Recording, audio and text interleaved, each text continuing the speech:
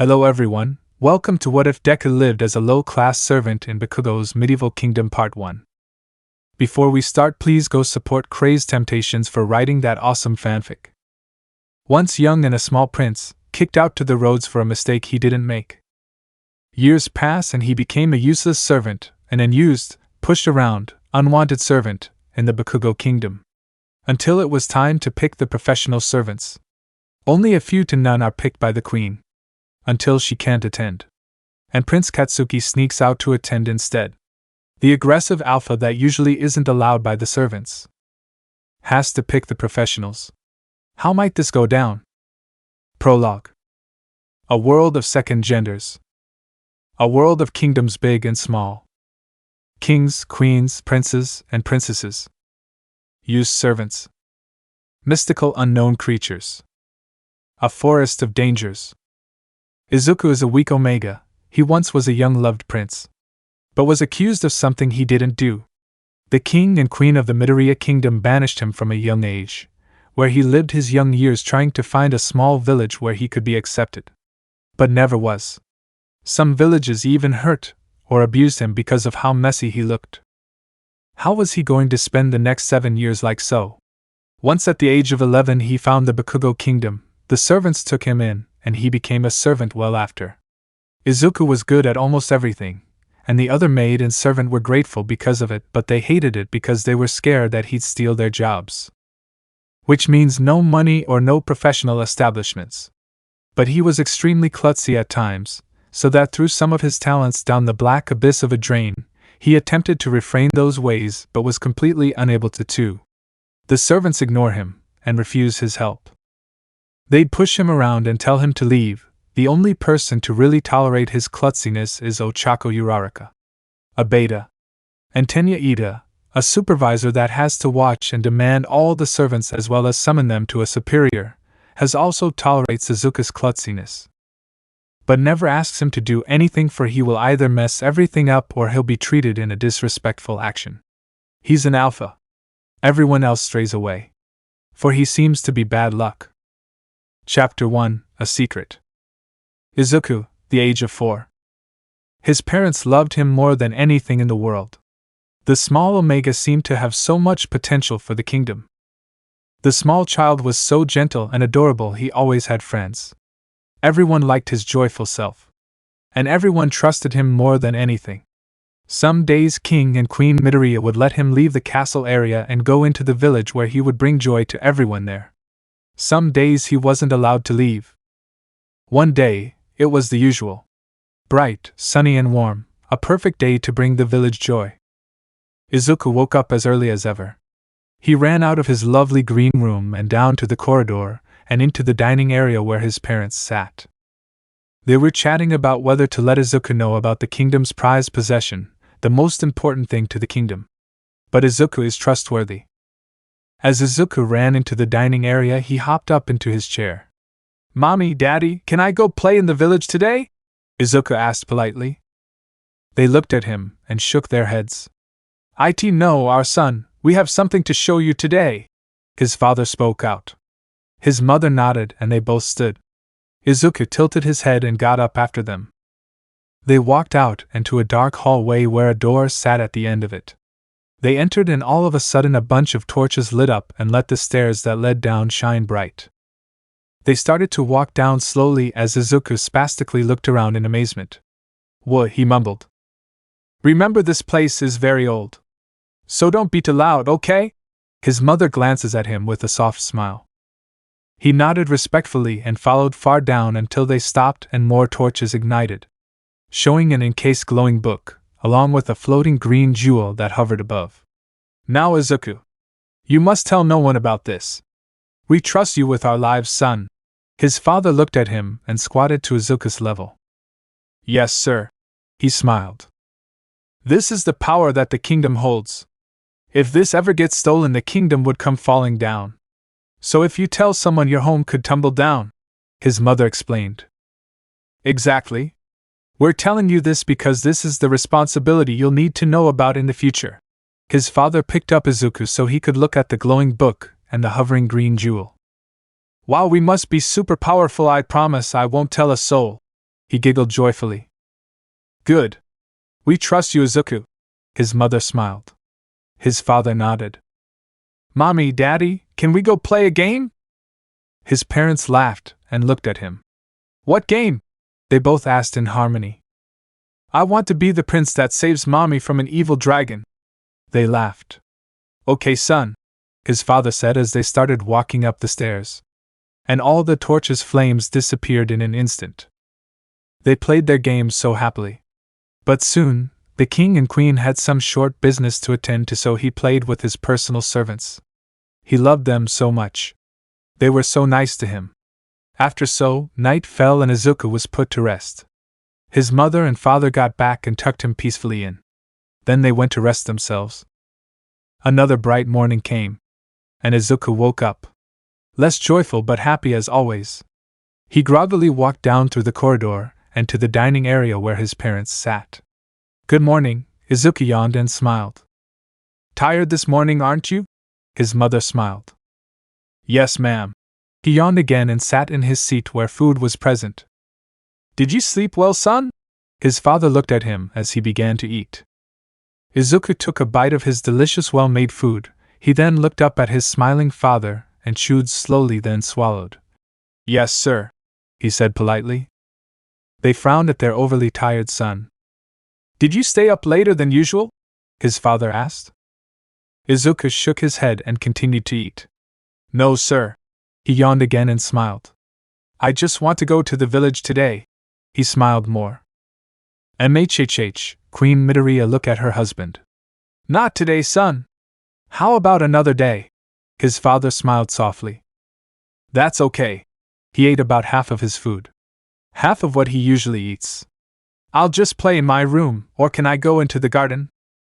They smiled. Anywhere but the village today, son. His father smiled and watched Izuku leave the table and ride out to the garden. Their smiles faded when they saw how much Izuku ate.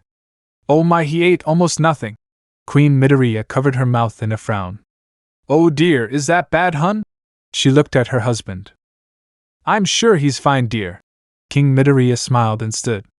Do you mind accompanying me to my office? He looked at her and held his hand out respectfully. She smiled gracefully. Yes, but of course I would. She stood and took his hand as they left to his office. Izuku went straight to the garden where he helped the gardeners. He smiled and laughed. He played tag with them. He made goofy jokes. He told fake stories. He jumped around. And hours passed. Until the king and queen ran out of the kingdom and into the garden. Izuku, we trusted you. The king stomped over and slapped his son, making him fall into the ground aggressively. The servants stepped back and quickly left. And Izuku was left there confused, with a welting hand mark on his face. What? Tears fell from the pain and the accusations. How could you, Izuku? We're going to be attacked now. His mother's voice shook in terror. Chapter 2, Faulty. I didn't do anything. Tears spilled from his large glossy eyes. He backed away as his father continuously stepped towards him. You said you wouldn't tell a soul. We believed you, Izuku. His father grabbed the neck of his fine wear and pulled him up. I never thought our son would be a liar. His mother cried out. I didn't tell anyone. I haven't even left. Izuku's body trembled, terrified. You're lying again, aren't you? His father yelled at him and threw him into the thorned rose bushes. You dare lie to your royalty! He yelled again. Izuku felt sharp pains throughout his entire body as thorns poked and stabbed and stuck into him. Some even ripped his clothes and scratched the bare skin under. He yelped and screamed in pain, struggling inside the bush he had been engulfed in. He closed his eyes tight as they scratched at his pale face. Most scratches just welted, but some bled. His father walked over and grabbed the neck of Izuku's shirt again. Izuku opened his eyes, confused, feeling his pained body. He was then yanked out of the bush, but in that exact moment, a few thorns had been launched and impaled into Izuku's left eye. He closed his eyes tight again and screamed a blood-curdling scream. The servants had heard and some even watched in terror, unable to do anything. Blood seeped from his eyelid. Leave, Izuku, we don't want to see our disappointment of an Omega, his father growled. Mommy? Daddy? Izuku cried. He slowly opened his right eye at his father, who then threw him back with force and Izuku hit the ground with a small thud. Ugh, CK. You have no right to call us that. You are not our son. You are now banished from our kingdom, you worthless mutt. Now leave. Izuku struggled to stand, for his body was absolutely covered in thorns. He stumbled over himself and ran from the gardens and into the open field behind the kingdom. He ran, and ran as much as he could until he collapsed. He laid in the open fields of grass. He panted excessively. The pain was unbearable for his small body. He closed his eye and hoped he could sleep. Little did King and Queen Midoriya know that they made a terrible mistake. A mistake that could never be fixed. The rest of the day was wasted. Izuku woke up in massive amounts of pain. The sun was just setting. He sat up and cried. How could his family just leaving him like that? Banish him from his home? He didn't do anything wrong. Izuku stood up slowly and wobbled a bit. He regained his balance painfully. He started walking. The glorious bright moon rose into the middle of the dark midnight sky. The moon Izuku so loved to watch shimmer was now not interested at all. He was cold. His clothes were torn, thorns still stuck into his skin. His left eye felt like it was throbbing. His chest ached from the running and walking he was doing. He didn't know what to do or where to go. He walked like so for the rest of the night. Once morning came, he sat back down in the field of grass. He laid down and drifted off. He woke up around the time of when he'd usually eat his lunch. His stomach growled. There was no food around. And he didn't want to eat grass, so he stood and continued his journey. But the day passed. He was now walking in dirt. He panted heavily and sat on the hard, dirty ground as night fell. While Izuku continued his journey, King and Queen Midoriya ordered every knight in the kingdom to find Izuku. Now, didn't they just hate him? Yes. But let's track back. After Izuku ran off, the Todoroki royals arrived. The reason they were there? The Midoriyas forgot they set up a meeting with them. A truce for the coming up war. A binding. After the meeting, they waited all night to see if Izuku would come back. He didn't. Then morning came and he still wasn't there. Now guards are searching and he still hasn't been found. This was the biggest mistake they have ever made. They abused their son and banished him from the kingdom, and he didn't do anything wrong. Queen Midoriya cried and sobbed. Her emotions could not be contained. King Midoriya attempted to comfort her. But he knew it was all his fault. And the last real image he had of his son was him injured, crying, and bleeding. He couldn't get the image away from his head. He hurt his beloved son. The lonely night passed. The knights continued to search, but there still was no sign of little Izuku. While they searched, Izuku slept on the hard ground. Then lunch came around. He woke up and looked around. The thorns still pained him and his stomach felt twisted. He stood and lost his footing, falling onto the hard ground. He laid there having no clue on what to do. He figured if he kept walking he'd find a village, so he stood up again and limped his way forward. The sun began to set again and Izuku finally came across a village. A very small one, but it was quite nice. He walked along the road looking at all the cottages. He limped over to a tree and sat down. His stomach growled as it twisted. Tears filled his eyes, which pained his left one tremendously. Ugh, he covered his face and cried, feeling the tears run down and over thorns launched into his skin.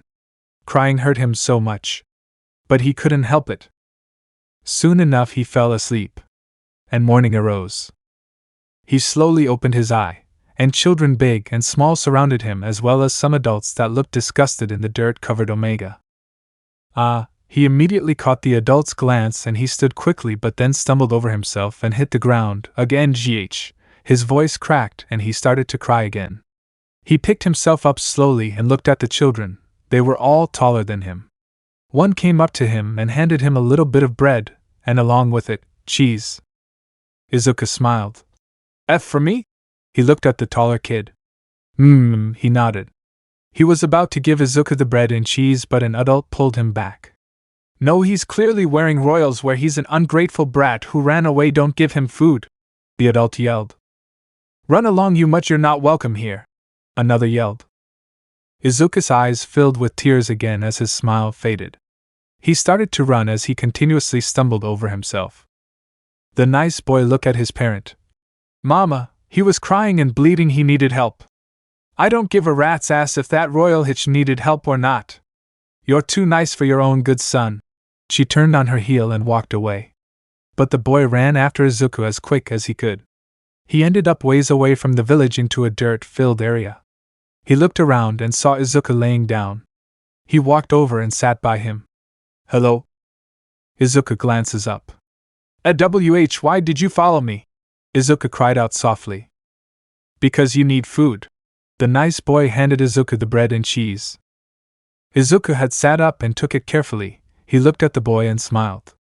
Thank you. Izuku began to eat. He ate it slowly, savoring the taste.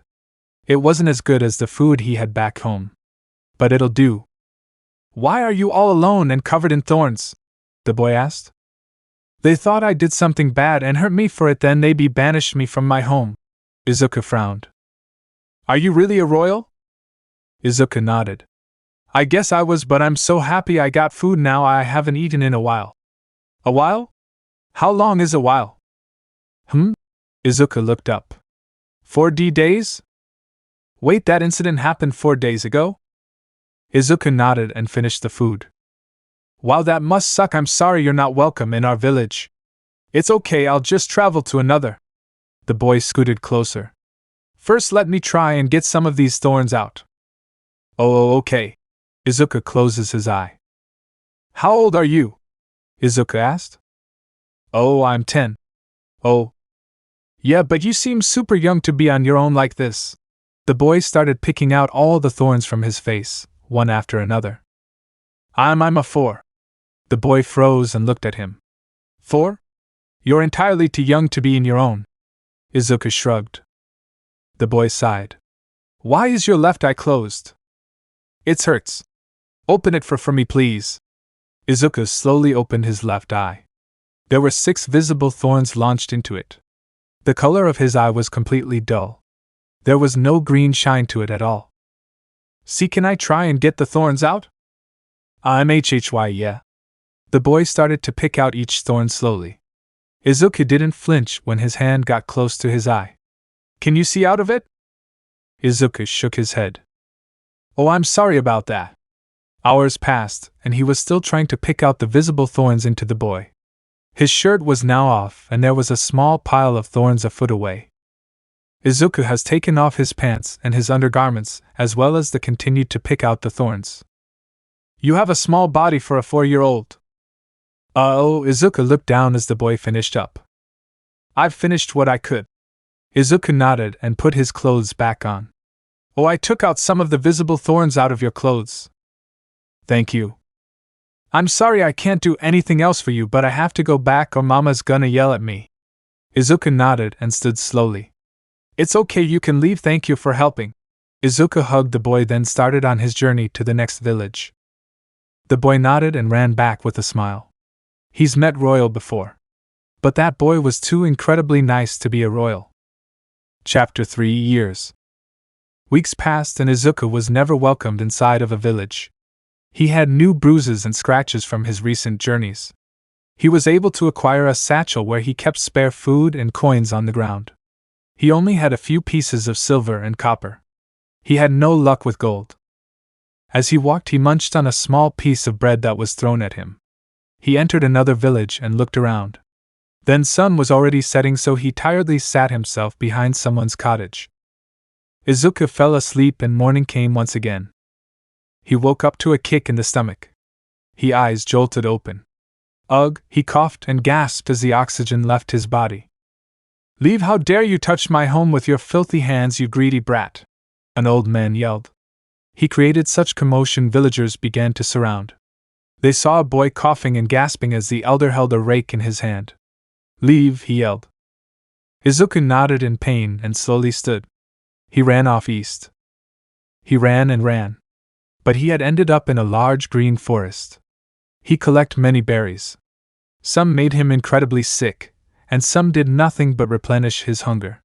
He collected the ones that wouldn't hurt his health. He spent weeks, even months, inside the forest. He created a small area where he slept.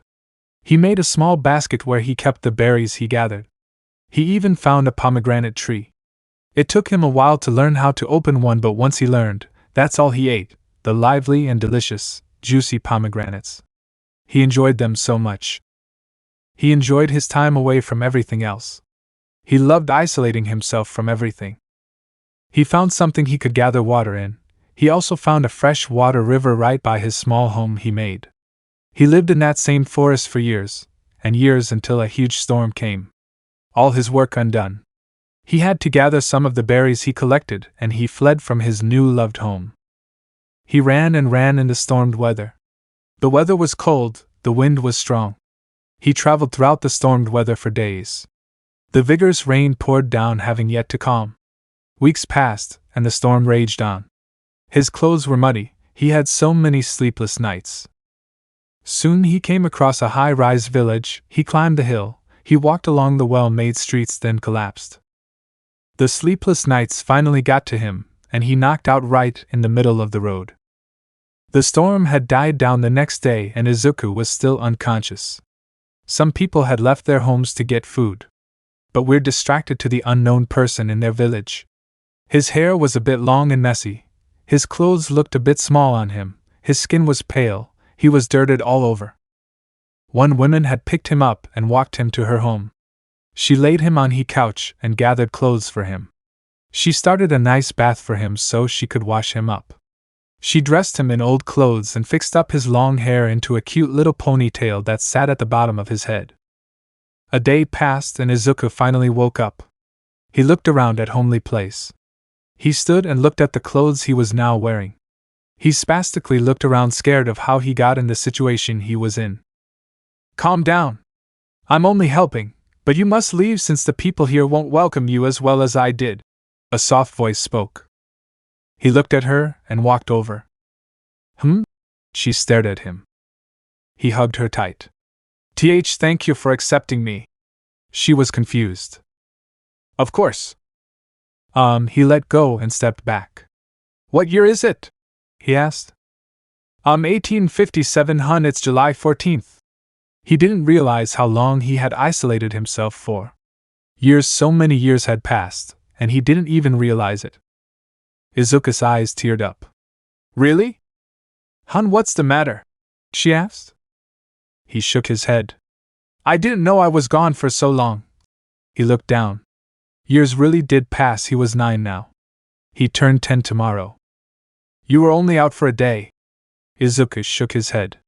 "No, my mommy and daddy banished me from our kingdom 6 years ago." She stepped back. "You're a royal?" She looked instantly disgusted. "Huh!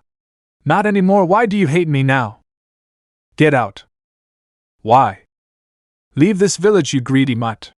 Izuku cried. "What, why?" "I don't want a spoiled brat in my home." He ran out in sobs. "I'm sorry." Since the storm calmed, he started his journey again. Of course, no one wants a royal around. For the next few months he wandered from village to village trying to get food. And he did. A few months turned into a year. He had bruises all over from his treacherous journey. Until he finally came across a huge kingdom, something he never dared to enter, scared of how people would treat him. Most kingdoms were closed off, but this one wasn't. There was a huge stone wall encasing it, a huge village that welcomed the entrance, and behind it all a huge castle. Izuku entered amazed. It was bigger than his old home. He was absolutely amazed. Chapter 4, Welcomed. Izuku walked along the busy streets. There was loud chatter, cheering and ECT. There were children everywhere. And everyone was polite. He continued to walk around. But once he saw the huge garden that sat right beyond the hill, he wanted to go check it out. He ran and made his way to the huge garden. As he entered the colorful area and walked around, and memories flooded in of when he used to help the gardeners with his own garden. He sat by the yellow tulips, his favorite type of flower. He played gently with the petals. Tears fell because he missed his home. But it'd been years since then. Izuku stayed in the garden for the rest of the day looking at all the gorgeous flowers, and even then he didn't want to leave. He felt as if he could live there and be happy forever. He smiled softly, looking at the dark midnight sky.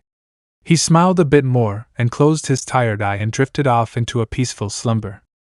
He slept peacefully throughout the night and even through the bright and warm morning. He had woken up in early noon. When he opened his eyes, he saw 3 beautiful young women around him, and gorgeous bright flowers around him as well. Ah, he smiled softly. "Hello?" he said politely. They looked at each other, then back at the young boy. One started to speak. "Hello, may we ask why you're in the royal garden?"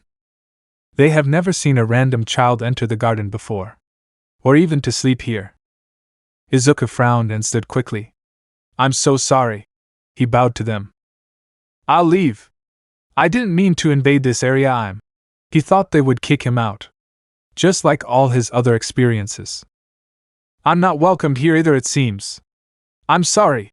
He quickly ran off and hid in an alley. "Why?" One of them tried yelling, but it was too late. The women looked at each other confused. "Did we do something wrong?" one asked. "Well, it seems he didn't think he was welcomed. He did say I'm not welcomed here either. He must have been through a few things." The third nodded. "Well, we have work to attend today, ladies." They nodded and began to work on the royal garden. Izuku stayed in the alleyway. He'd walk around in between houses and behind. He kept collecting gold and silver. He did this for hours and he filled his satchel halfway. Most of it was silver. He was extremely proud of himself, and he was sure to have enough for food. As he walked behind the houses, he saw a fight. He stayed hidden and watched. They're trying to steal a kid's collection. But he didn't have much, so he had given it up willingly, it seemed. Izuku frowned and walked over. After he thought the bullies left, he took out his satchel and took out 1 piece of gold and 5 pieces of silver. He gently handed it to the poorly dressed kid. "Run and go home." Izuku smiled. The kid wiped his eyes and nodded. He stood and ran back home. Izuku put his satchel away. He looked around a bit. And just when he was about to walk away, one of the bullied had grabbed a rock and chucked it right at Izuku's forehead above his right eye. Ack! Izuku fell back as it pierced his skin, making him bleed. He covered his bloodied forehead and looked up. "Now we've hit a jackpot, huh?" The 2 others nodded, walking closer. Izuku knew that he had no chance against them. He gripped his satchel and scooted back. "Just give it up. It'll be easier." Izuku shook his head and the kid on the left picked up a sharp rock and threw it straight at him. It had spun in the air and curved, launching itself right into his dull, blinded left eye. "Ugh," he yelped in pain. It was more of the pain from the impact of the rock that hurt him. His eye felt no pain from it being pierced again, but it did bleed. The boys started throwing rocks at him, not an inch of body not covered in bruises. Some wounds bled and some didn't. After they had run out of rocks, they started walking over, getting themselves ready to beat him senseless. Izuku was curled up on the ground holding his satchel tight. "Go away," he cried. He just wanted to feel welcomed. That all he wanted. But he never was. "Ah, he's crying, what a crybaby, haha." They all laughed. The larger kid walked around and soccer kicked him right in the face, his head flung back, and "Gee-chuck," he screamed and covered his face. His nose started to bleed excessively. "Uncover your face or I'll do it again." Izuku quickly uncovered his face. The crimson color spilled from his nose, as well as his forehead and left eye. "Cry baby," he soccer kicked him straight in the mouth, completely busting open his bottom lip. Ouch! Some adults heard his cries from the alleyways. Elder guardians rushed to the alley to see 3 large kids beating on a small Omega who was bleeding, curled up onto the ground. They ran over to catch the kids and stop them. But they snatched Izuku's satchel and raided it, leaving him only 3 pieces of copper. Izuku looked up at the elders and his eyes widened. He grabbed his copper and sat up, scooting back. "I'm sorry," he yelled, running off. They were confused because he did nothing wrong. Some chased after him to help him, but he was gone within seconds. Izuku ran straight back to the royal garden. He sat himself by the yellow tulips. He loved them more than anything, because they would never leave him. Izuku laid on his side, messing with the pedal. His arm then dropped from the pain. Why me? He slowly closed his eyes and drifted off into a painful and uncomfortable sleep. Chapter 5, again. Recap. Izuku laid on his side messing with the pedal. His arm then dropped from the pain. Why me? He slowly closed his eyes and drifted off into a painful and uncomfortable sleep. The three women had saw the sleeping child there in the garden again, but he was all beat up, and the thing they noticed first was that he was without his satchel. But not only that, of course. The boy was covered in black and blue bruises that plastered his entire body, and a dark dry crimson color that outlined new wounds. The eldest ran as fast as she could and got the medic from her headquarters. They both came running back and examined the hurt child. Do you know who this boy is? Chio Shizenji asked. No, ma'am, he started appearing here yesterday. Chio sighed and fixed up his nose. She then bandaged his forehead and eye. She also bandaged his rock wounds by wrapping his body in a thin, conforming medical bandage. He should be okay. I'm going to take him inside so he can rest in a bed. Chio struggled but managed to move him to the recovery headquarters and into a nice soft pallet where he slept. Then Queen Mitsuki Bakugo busted through the door. I am so sorry to bother you, Chio, but this little runt won't stop getting himself in trouble. She threw the young Katsuki onto the floor. His cheek was swollen and bruised. What happened? Katsuki laughed. I beat up a faggot. Language, Katsuki. Chio sighed. What? He got into a fight in the village and was caught. Some woman ran at him and slapped him. He deserved it, though. Shut it, hag, Katsuki mumbled. Katsuki stood up and crossed his arms. Miss Shizenji, can you fix my wound, please? Katsuki asked. Chio grabbed a small bandage and placed it on his cheek. There. All better. Now run along. Katsuki then ran off to play. So who's this child? Or who does he belong to? Mitsuki asked, looking at young Izuku. Her eyes widened a bit to see how beat up he was. Moreover, how did you find him? He's been sleeping in the garden for the last couple days. The gardeners found him this morning like this, and so I fixed him up. Any parents? He shouldn't be anywhere near the castle, let alone inside. Not that I know of. Izuku slowly opened his eye and looked around. He then looked at Chio and Mitsuki royalty. He sat up quickly and shuffled himself backwards against the wall. He then bowed his head down to respect her. I am sorry, F, for invading your kingdom. I will leave immediately, I'm sorry. Whoa, hey pup. Calm down. You've done nothing wrong. Mitsuki stepped closer and kneeled down. Lift your head. For me. Izuku slowly lifted his head. I'm so very sorry. Don't be. Izuku nodded and looked down. Mind telling me who hurt you? Izuku nodded and looked at her. Three people, one was kind of tall. His hair was spiky and he was BL blonde, your high OOH, he kind of looked like you. Then the other two were plain looking, they had short brown hair. But one's eyes were brown and the others were blue. Mitsuki growled and stood abruptly, storming out of the recovery headquarters. Katsuki, she screamed. Izuku's eyes widened. Did I just get someone in trouble? Izuku slowly stood shaking. I'm sorry. Chio stopped him immediately. Wait, your name? Chio asked. My name? He looked at her. I haven't told anyone my name in a really long time, and my name they'll know though. It's Izuku. Chio nodded.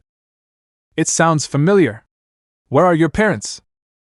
Izuku looked down and shrugged. I don't have any. Chio frowned. How long have you been in the Bakugo Kingdom? She asked. 2 days? Izuku looked down. How long have you been without your parents? A long time. Chio sighs. Do you know specifically? Izuku nods. Can you tell me? 7 years. Izuku mumbled. Chio frowned and walked over slowly. Izuku tried to back away but was only met by a wall. He slid against the wall and ran out the door. I just want to leave.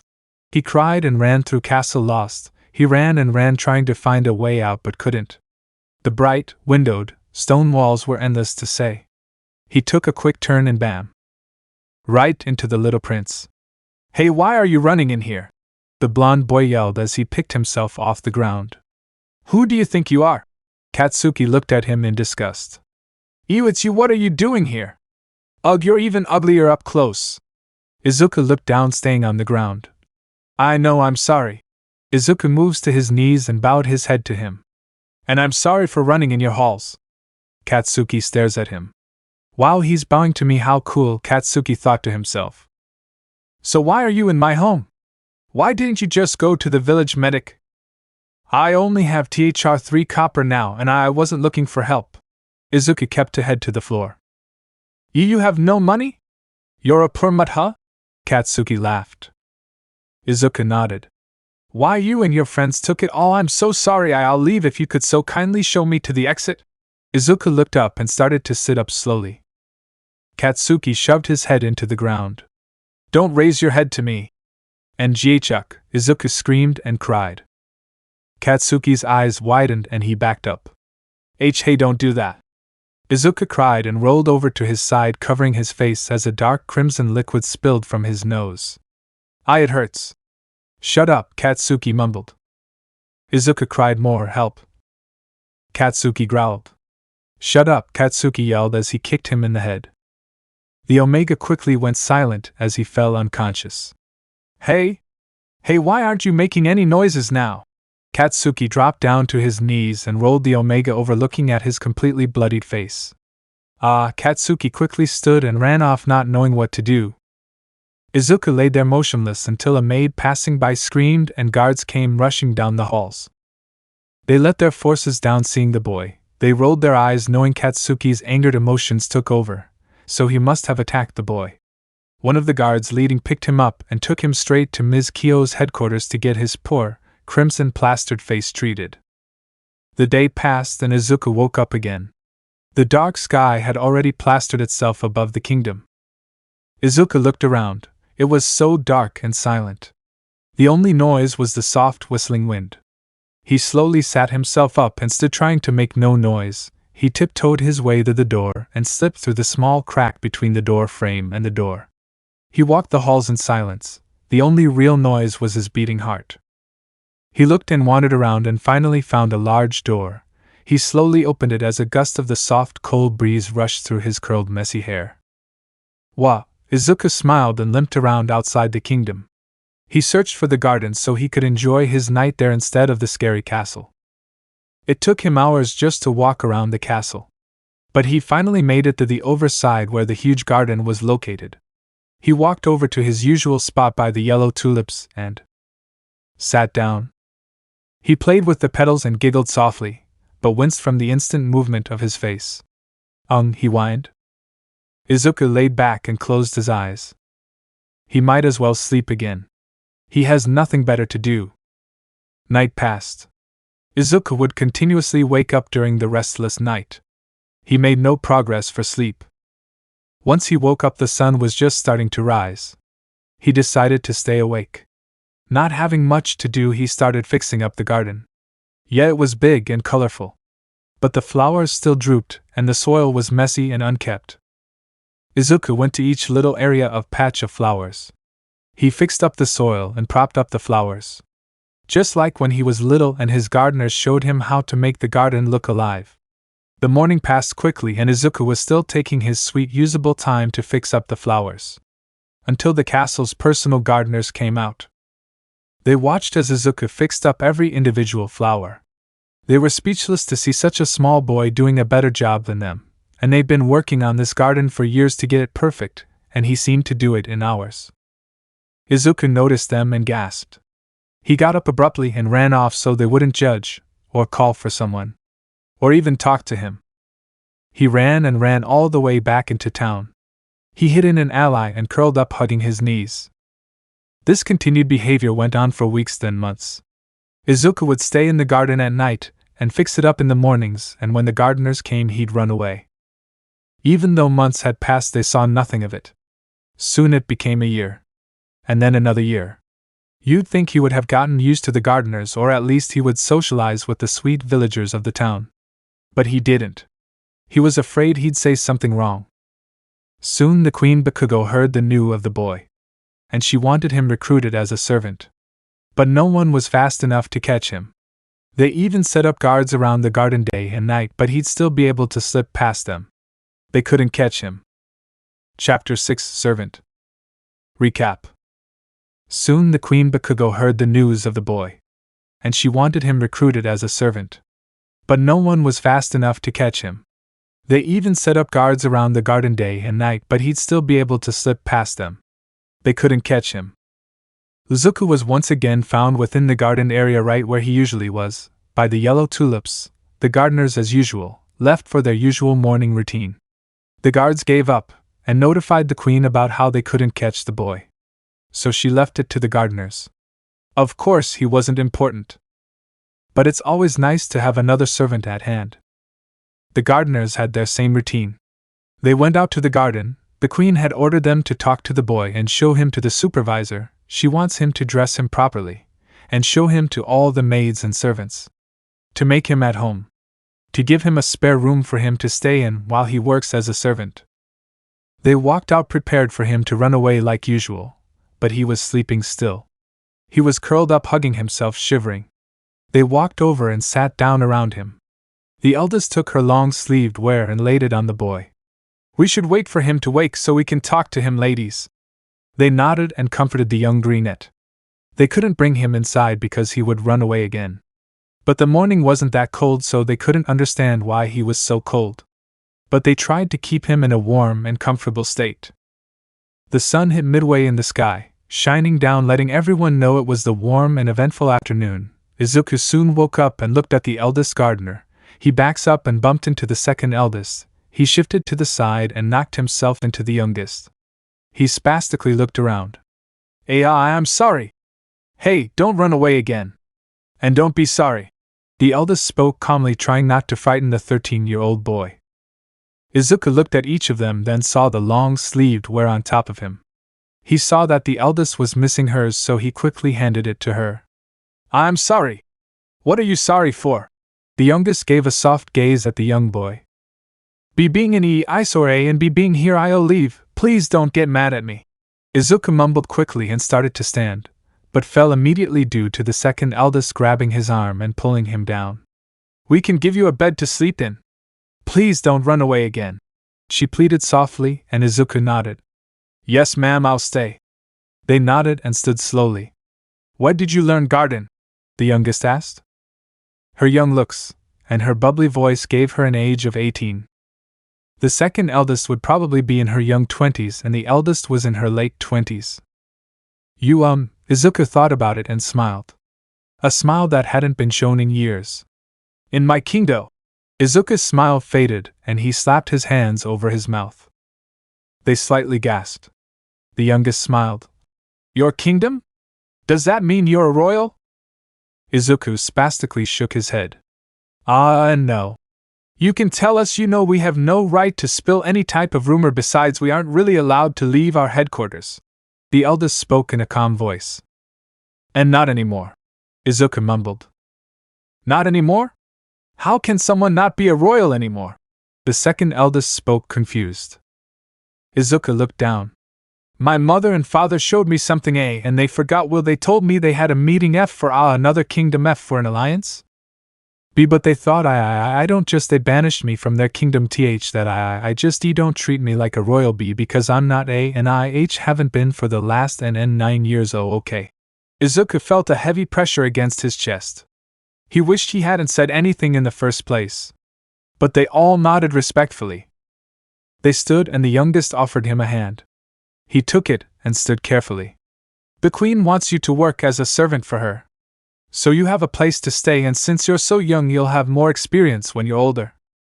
Izuku nodded and they headed into the kingdom to the superintendent headquarters. "Our supervisor is really young, but he is organized and very matured. He's also very efficient but bossy," the second eldest explained. "His name is Tenya. I think he's kinda cute. But he's 15 so." The youngest giggled and looked away to cover her blush. Izuku nodded awkwardly and looked down, shuffling his feet, following them. They all soon came to a stop and knocked on the supervisor's door, and he opened it. "Yes?" He pushed up his glasses, looking at them. The eldest grabbed Izuku's hand and pulled him in front of her where Tenya looked down at him. He stared as Izuku looked down. The queen wanted you to dress him properly since he'll be working as a servant from now on. She also won. Tenya nodded. She told me the details. His name is Izuku from what she told me a year ago. Izuku looked up at him. A year?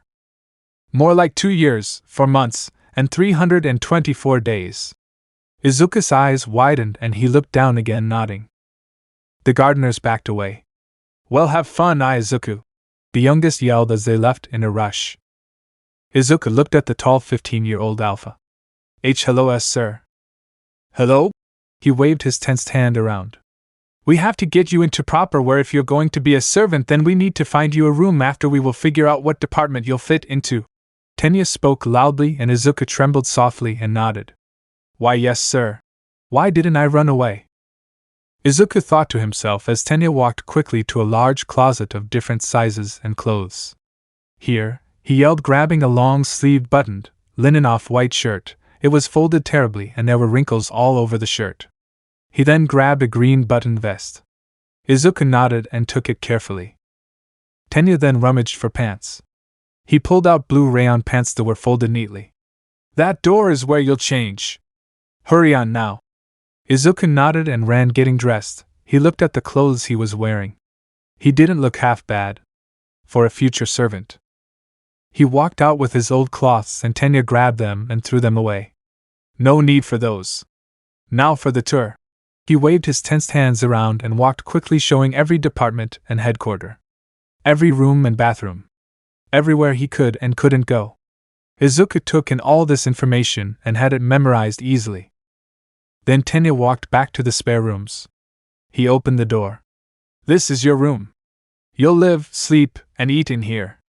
Keep it clean at all times. Our Highness give little visits sometimes.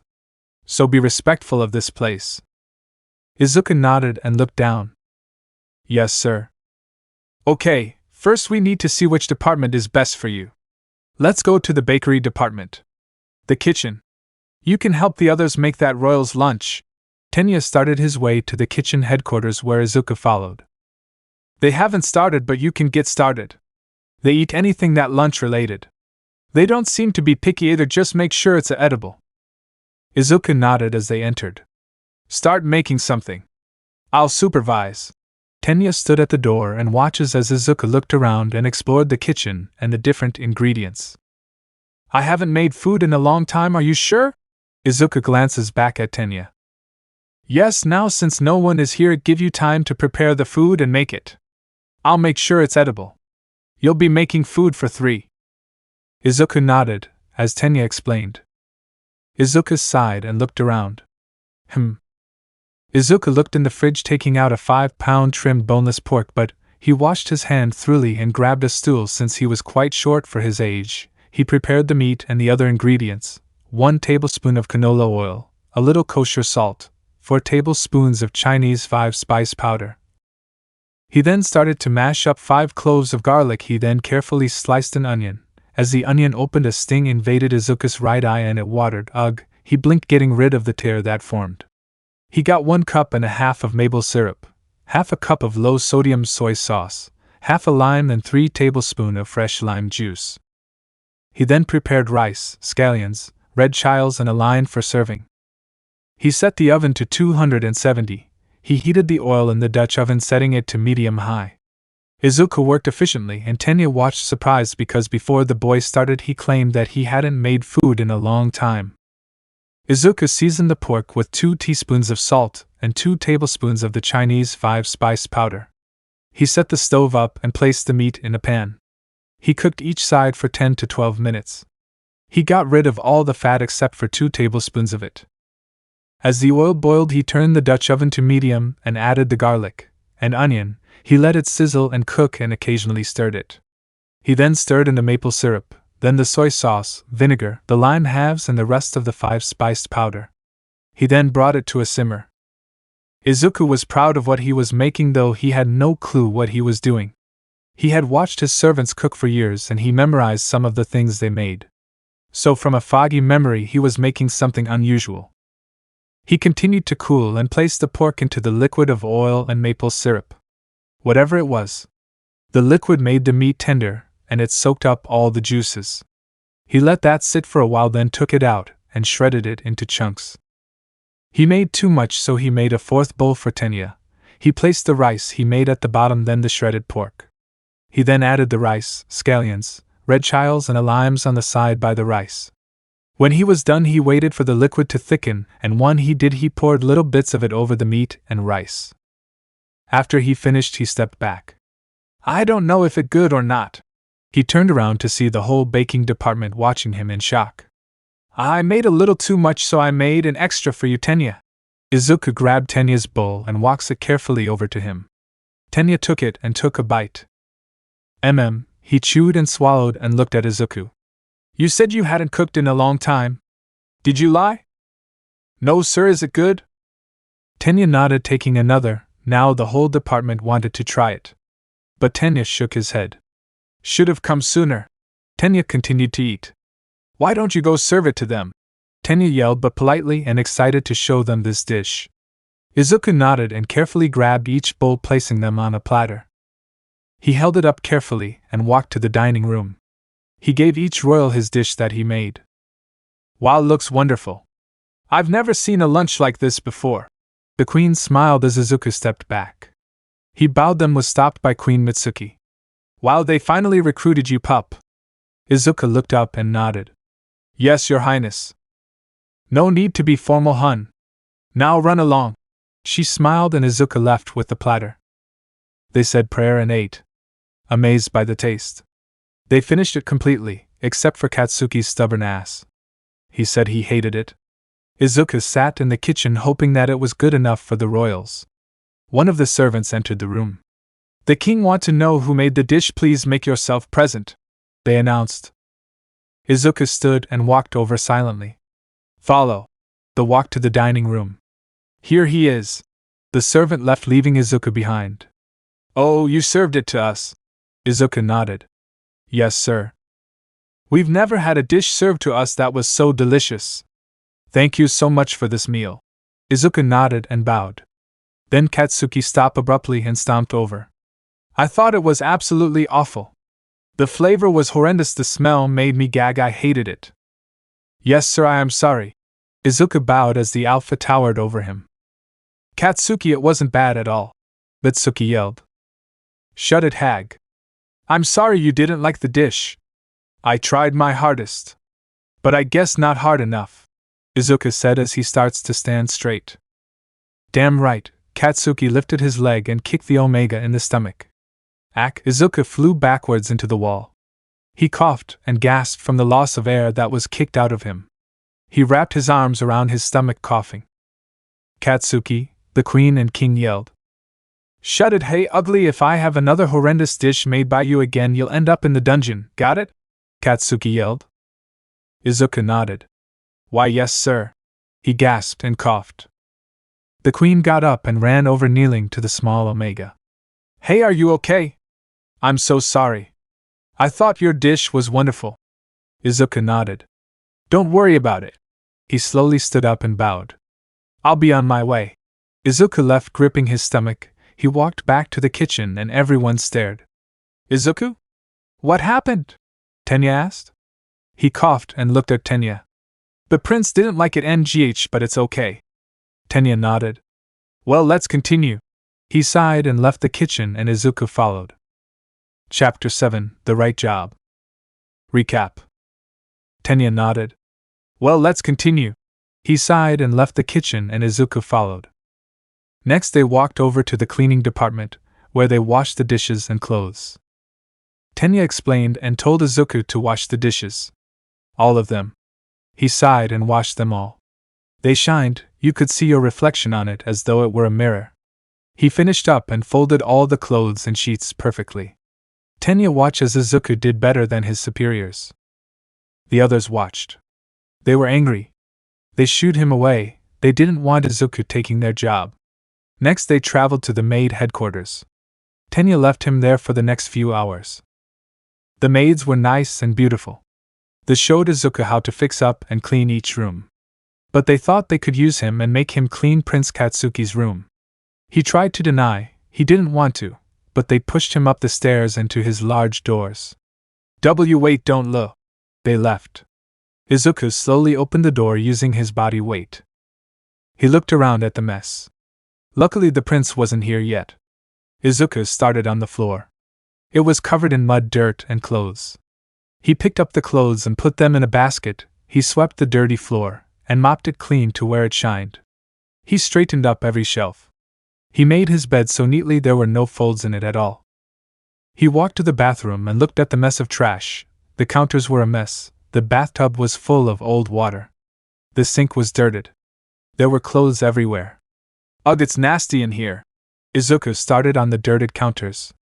He wiped them down and got rid of all the trash. Not only that, but organized all the bottles. He then drained the dirted water and cleaned the bathtub out. He cleaned the shower and the sinks. He swept the floor, then mopped. He moved the laundry into the basket. He sighed and wiped the beads of sweat from his forehead against his forearm. Wow, he walked out and looked around. It was super clean. Izuku grabbed the basket of laundry and started to walk out, where he was met by all the maids. You're done? They all chimed, and Izuku nodded and left. They all peeked inside and their eyes widened to see the neatness. Again, better done than they could have done. They looked at each other and shook their heads. He'll take our jobs. They nodded and left as Izuku walked to the laundry department. He hasn't been here, but he knows how to fold clothes and do laundry. He entered and put the laundry down. He set up the washboard and started cleaning the clothes gently and thoroughly. The other watched as he had just waltzed in and done their jobs like it was nothing. Hey, you don't have to do that. I know, but the supervisor told me that he needed to figure out what I should be good at, so. Izuku spoke in a busy voice. I'll go get him then. Someone mumbled as they ran out. After a bit they ran back and with the supervisor, Tenya Ida. All the clothes were hung up, but they weren't dripping at all. The others had their eyes wide. He made sure that there was nothing on them. And he still finished fast. Plus, how did he get the prince's laundry? The other shrugged as Izuku left. What's next, sir? You're very efficient. I like that. Izuku nodded and looked down. Is something wrong? He stared at the boy, exaggerating his hand movements. No, everything is fine. Tenya sighed. Let's go to the recovery department. Izuku nodded, and so they went. Meanwhile, Katsuki entered his unnaturally clean room. He looked around and saw that the dirt was mopped, his clothes were picked up. He didn't mind the clean room. But he was pissed someone was in his room. He thought he made it clear no one was to enter his room. He stormed out and towards the maid headquarters. Maids, the angered teen yelled. They all jumped ready to blame the green-haired boy. They backed away from the door that had been swung open. Who went into my room? He yelled. The maids looked around, then one spoke up. He was super short with green curls of hair. The supervisor is helping find out which department he fits into best, Your Highness. She bowed down, then stood up straight. Prince Katsuki ched. So he went and cleaned my room? He growled at them. You should have warned him not to enter my room. He turned on heel and walked the halls searching for the green-haired boy. Katsuki couldn't explain how pissed he was. Not that his room was clean. He didn't mind that part. But a lowlife of a maid had entered it. As he stormed through the halls and caught a glimpse of the green curls who was in the recovery department, he watched a little, seeing how he fumbled with the bandages and dropped the boxes of medications. He ched and opened the door all the way. Can I see the freckled lowlife right here? He pointed at Izuku. Why did he do something wrong, Katsuki? Chio asked. In fact, he did. And I'm very pissed about it. Izuku trembled at the sight of him, already terrified of what he would and can do to him. Izuku bowed, then nodded, walking out. Sire, there must be a mistake. He hasn't done anything wrong. The supervisor attempted into protecting the small child. You're the supervisor. You should know exactly what he did wrong. He grabbed Izuku by the shoulder and dragged him down the hall. Ugh, NGHTH, that hurts, please, Your Highness. Izuku whined as the pain in his shoulder increased as Katsuki gripped harder. Shut up, lowlife. He gripped harder, threw the boy at the wall. Didn't the maids tell you my room was off limits? Again, Izuku curled up and shook his head. And no, sir. He coughed. No? Katsuki growled. Aye, he coughed and moves to his knees, bowing down to the superior. Answer now. He lifted his leg and threw it down right by the Omega's head. The Omega yelped and trembled more, keeping his head down. Why, your highness, I entered their department in hope that they just give me a guest room. But they pushed me to your room saying good luck. I had a feeling you wouldn't like it, so I made sure it was extra clean. I'm so very sorry that I entered your personal space, and it was wrong of me. You. Izuku rambled nervously and terrified, but Izuku may have been royalty before. But he doesn't know how you're supposed to treat maids and servants. So he doesn't know how to act like one or what this royal family does to their maid and servants. Why, you can hit me again like you did earlier, I understand. Izuku sat up and put his hands in his lap. Katsuki just stared at him. Ugh, he groaned. Damn. Out of all my years I've never seen a servant like you in this kingdom. You're bucking annoying. I'm sorry, your highness. Katsuki chid and left. Izuku sat there dumbfounded. No entering my room ever again. Or I'll bucking kill you, yelled the 15-year-old superior. Izuku sighed and stood slowly. I hate this, he mumbled, walking back to the nurse's headquarters. Spoiled brat, Izuku entered and looks at Chio and Tenya. He just yelled at me everything is okay. Izuku gave a weak smile, then looked down, in spite of his smile. It was clearly fake. Maybe if he knew I was a royal at one point he'd treat me differently, or maybe not, Izuku thought to himself. Sir, I'm feeling a bit tired from today, can I go rest? Tenya sighed. Yeah. But tomorrow I will assign you a special department that you will work in. Izuku nodded and left with a bow.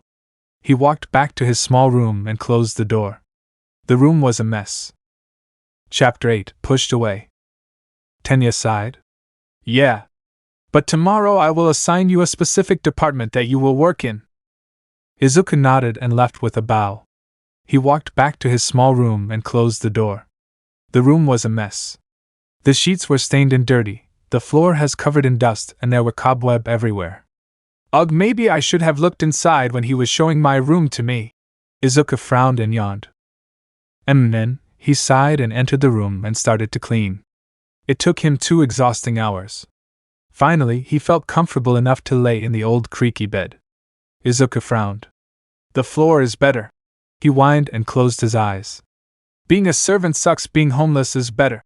Izuku mumbled, about to drift off to an uncomfortable slumber. Note: so it seems from now on everything will be in Izuku's point of view. Now noted, if I change it to someone else's point of view it will be mentioned. And if the point of view changes to third person that will also be mentioned. Now, thank you for taking your time to read this small message. And my story? I slowly opened my eyes. I looked around for a minute, confused on where I was. Then it hit me. Oh right, I'm now a servant in the Bakugo Kingdom. I already hate it. A few years ago, the prince beat me to a pulp twice. Then just yesterday he hurt me for things that I can't control. But I guess these royals are spoiled brats. Like Prince Katsuki, plus not only is he spoiled as can be, but his scowl and face is terrifying. At least smile and be more friendly. But I'm just a servant now, like I can actually say anything without getting beat. Beside, he probably has already forgotten about me. I sigh and slowly stand up with a stretch, my back popping. My back hurts. This bed is so uncomfortable it's just springs. But I shouldn't be complaining really, I got a place to sleep, anyways. I look around, then there's a knock at the door. But I already have a feeling I know who it is. Tenya Ida, the supervisor of the servants and maids. I'm going to figure out what department I'm working in. I walk over to the door and open it. The door is very squeaky and annoying. He greets me with overly aggressive hand gestures. It seems you're ready to start the day. I already have a department in mind for you, he yells as I cover my ears. Why, yes, sir. I stutter. He is way too loud for my liking. My ears are too sensitive for that. I follow Tenya all the way. The maid department, I guess, is my new workspace. Well, here you are. I'd put you in the kitchen. But that's an Omega job. And as far as I can tell, you're a beta. I tilted my head to the side. I'm not a beta, I'm an omega. I just have never gone into heat before. That's good though, no alphas will mess with me, so I have heard. I've never really seen an alpha attack an omega for such needs, but I'm sure the stories are true. Maids don't need to work every day, because most rooms don't get used. But please be diligent with your work. The other maids will come soon, so sit tight. And then he left. I sighed and waited for the others. After a few minutes they began to walk into the room. I received some glares. One woman came up to me and told me not to do anything. Another told me I'd be useless. I don't understand what I did wrong, but I assume they like their jobs. While others went out and did their jobs, I simply just sat in the main room waiting.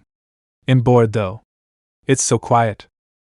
I slowly sit down and sigh. Maybe I can help tomorrow. Trying to be a servant sucks, it really does, and it seems like no one wants my help. Maybe I said something wrong. I'll apologize when they get back. A few hours pass, and I guess I'm still waiting for them to come back. Oh, speak of time, I stand slowly and greet them with a smile. They saw me. I guess they don't care. I'm sorry if I did something wrong. I stutter. You fine, we just don't need or want your help. You don't have to come here anymore. Just stay in your room. She sounds mad. We don't need a male maid, another said. Oh, I'm sorry, I'll leave. And with that I nodded and left to my room. I guess I'm not wanted here either. I enter my room and shut the squeaky door. I sigh, sliding down the door, bringing my knees to my chest. This really does suck. Chapter 9, Bored. A few weeks have passed, and I'm still laying in my room. I leave sometimes to go help, but they yell at me to go away. I wonder if I said something wrong. After another few days, I guess I decided to get up and walk back to the maid department. As I entered, everyone was there cleaning sheets and clothes. I looked around and sighed. Can I help with anything? I asked quietly, but they looked at me. They heard. Some cursed under their breaths. Others ignored. I sighed and began to fold the clean sheets while some people stared at me. Why am I not welcomed? Maybe because I'm different. It'd be so much easier to just understand them. As I finished, a woman walked over and kicked the pile of laundry. That's not your job. Oh? I look up at her and tilt my head. Go back to your room. You have no business here. She glared at me. I furrow my brows and stand. I get it, you guys don't like me. But you don't have to treat me differently. Just let me do the job I was assigned and leave me alone. I've done nothing wrong. I hate you guys. Just leave me alone. I crossed my arms, walking closer to her as she stepped back. How dare you? She slapped me across the face. Know your place as a beta. I'm not a beta, but I'll go with it. I growl and sit on the ground folding. Go away. I growl. I wish I hadn't yelled. Now I've given them a reason to hate me. I refold everything and stand walking out. I walk to my room and close the door and flop onto my uncomfortable spring box bed. I've sighed so much today I don't even know why I'm doing it. Maybe I should talk with Ida to get a different job, because what I'm doing now is not fun, or maybe I can take advantage of no one really noticing me, and well, stay here and sleep. I mean, the chefs in the kitchen make food for the others and bring it to their door, so I can just not leave my room. That seems pretty simple. And if someone needs my help, I'll help them. Of course, I shouldn't be rude. I remember the maids talking about how every 6 years they pick a professional maid, chef, nurse, etc. to work personally for the royals. Right by their side. But only the queen gets to pick. Next year is the 6th year, which means they'll pick someone from each department. I wonder who'll get picked. I know Tenya is a professional, but I don't know many people here. I guess I'll have to wait. Shouldn't be hard. I yawn and close my eyes and turn onto my side. I wish people were nicer, honestly, but everything seems so difficult here. I yawn again and relax, falling into a slumber. Chapter 10, The New Girl. So, I took advantage of no one really caring for me. I stayed in the room I was given, and I only left to use the bathroom, and if someone needed me, which wasn't often. But after some time, someone moved into the room next to mine. She's a beta. I'm supposed to get her to be my friend, that's what Tenya Ida said, but what if she doesn't like me either? She was put in the kitchen department, although she's a beta, but it's really not any of my business. Apparently she makes good food, but the other chefs don't think so, but they like her, I guess she gets along with others. I'll probably say hi tonight.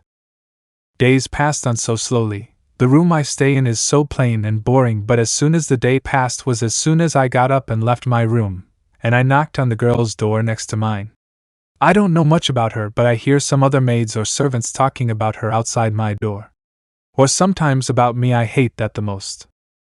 After a few minutes the door opened. A girl that was slightly shorter than me, with short brown hair, pale skin, and lightly dusted pink cheeks looked at me. She then smiled. Hello, she giggled some. Hello, I just wanted to say hi because you're new and so am I kinda. I mumbled a rambled mess. She stared at me then giggled again. Well, I'm Ochaco Uraraka and I'm a beta working in the kitchen department. She held a hand out for me to shake. Izuku, I'm an OM beta as well working in the cleaning department. I'm a maid. I mumbled shaking her hand. Oh really? I didn't see you when looking around. Izuku, you're that beta that everyone hates. They talk so much trash about you and I've only been here a day. I flinched at his response. People really do hate me, well. I pulled my hand away. I didn't actually do anything wrong. I don't know why they hate me. All I've heard is that you're a show-off and a job stealer, and annoying. You smell funny. I don't think so though, and maybe they're just jealous. She smiled. Oh well, maybe. I shrugged, looking away. It's late. It was nice meeting you, Uraraka-san. I stepped back and began walking back to my room. She seemed a little too happy, but that's okay. I used to be the same. She's friendly and easy to talk to. Oh well, by then let's talk again another time. She chimed and closed her door with a giggle. After that encounter I'd stay hi to her every one night. At some point we'd hang out for a few minutes and talk, then I sit inside her room and we might talk for hours. She loved talking about her family, her village, and the things she loved.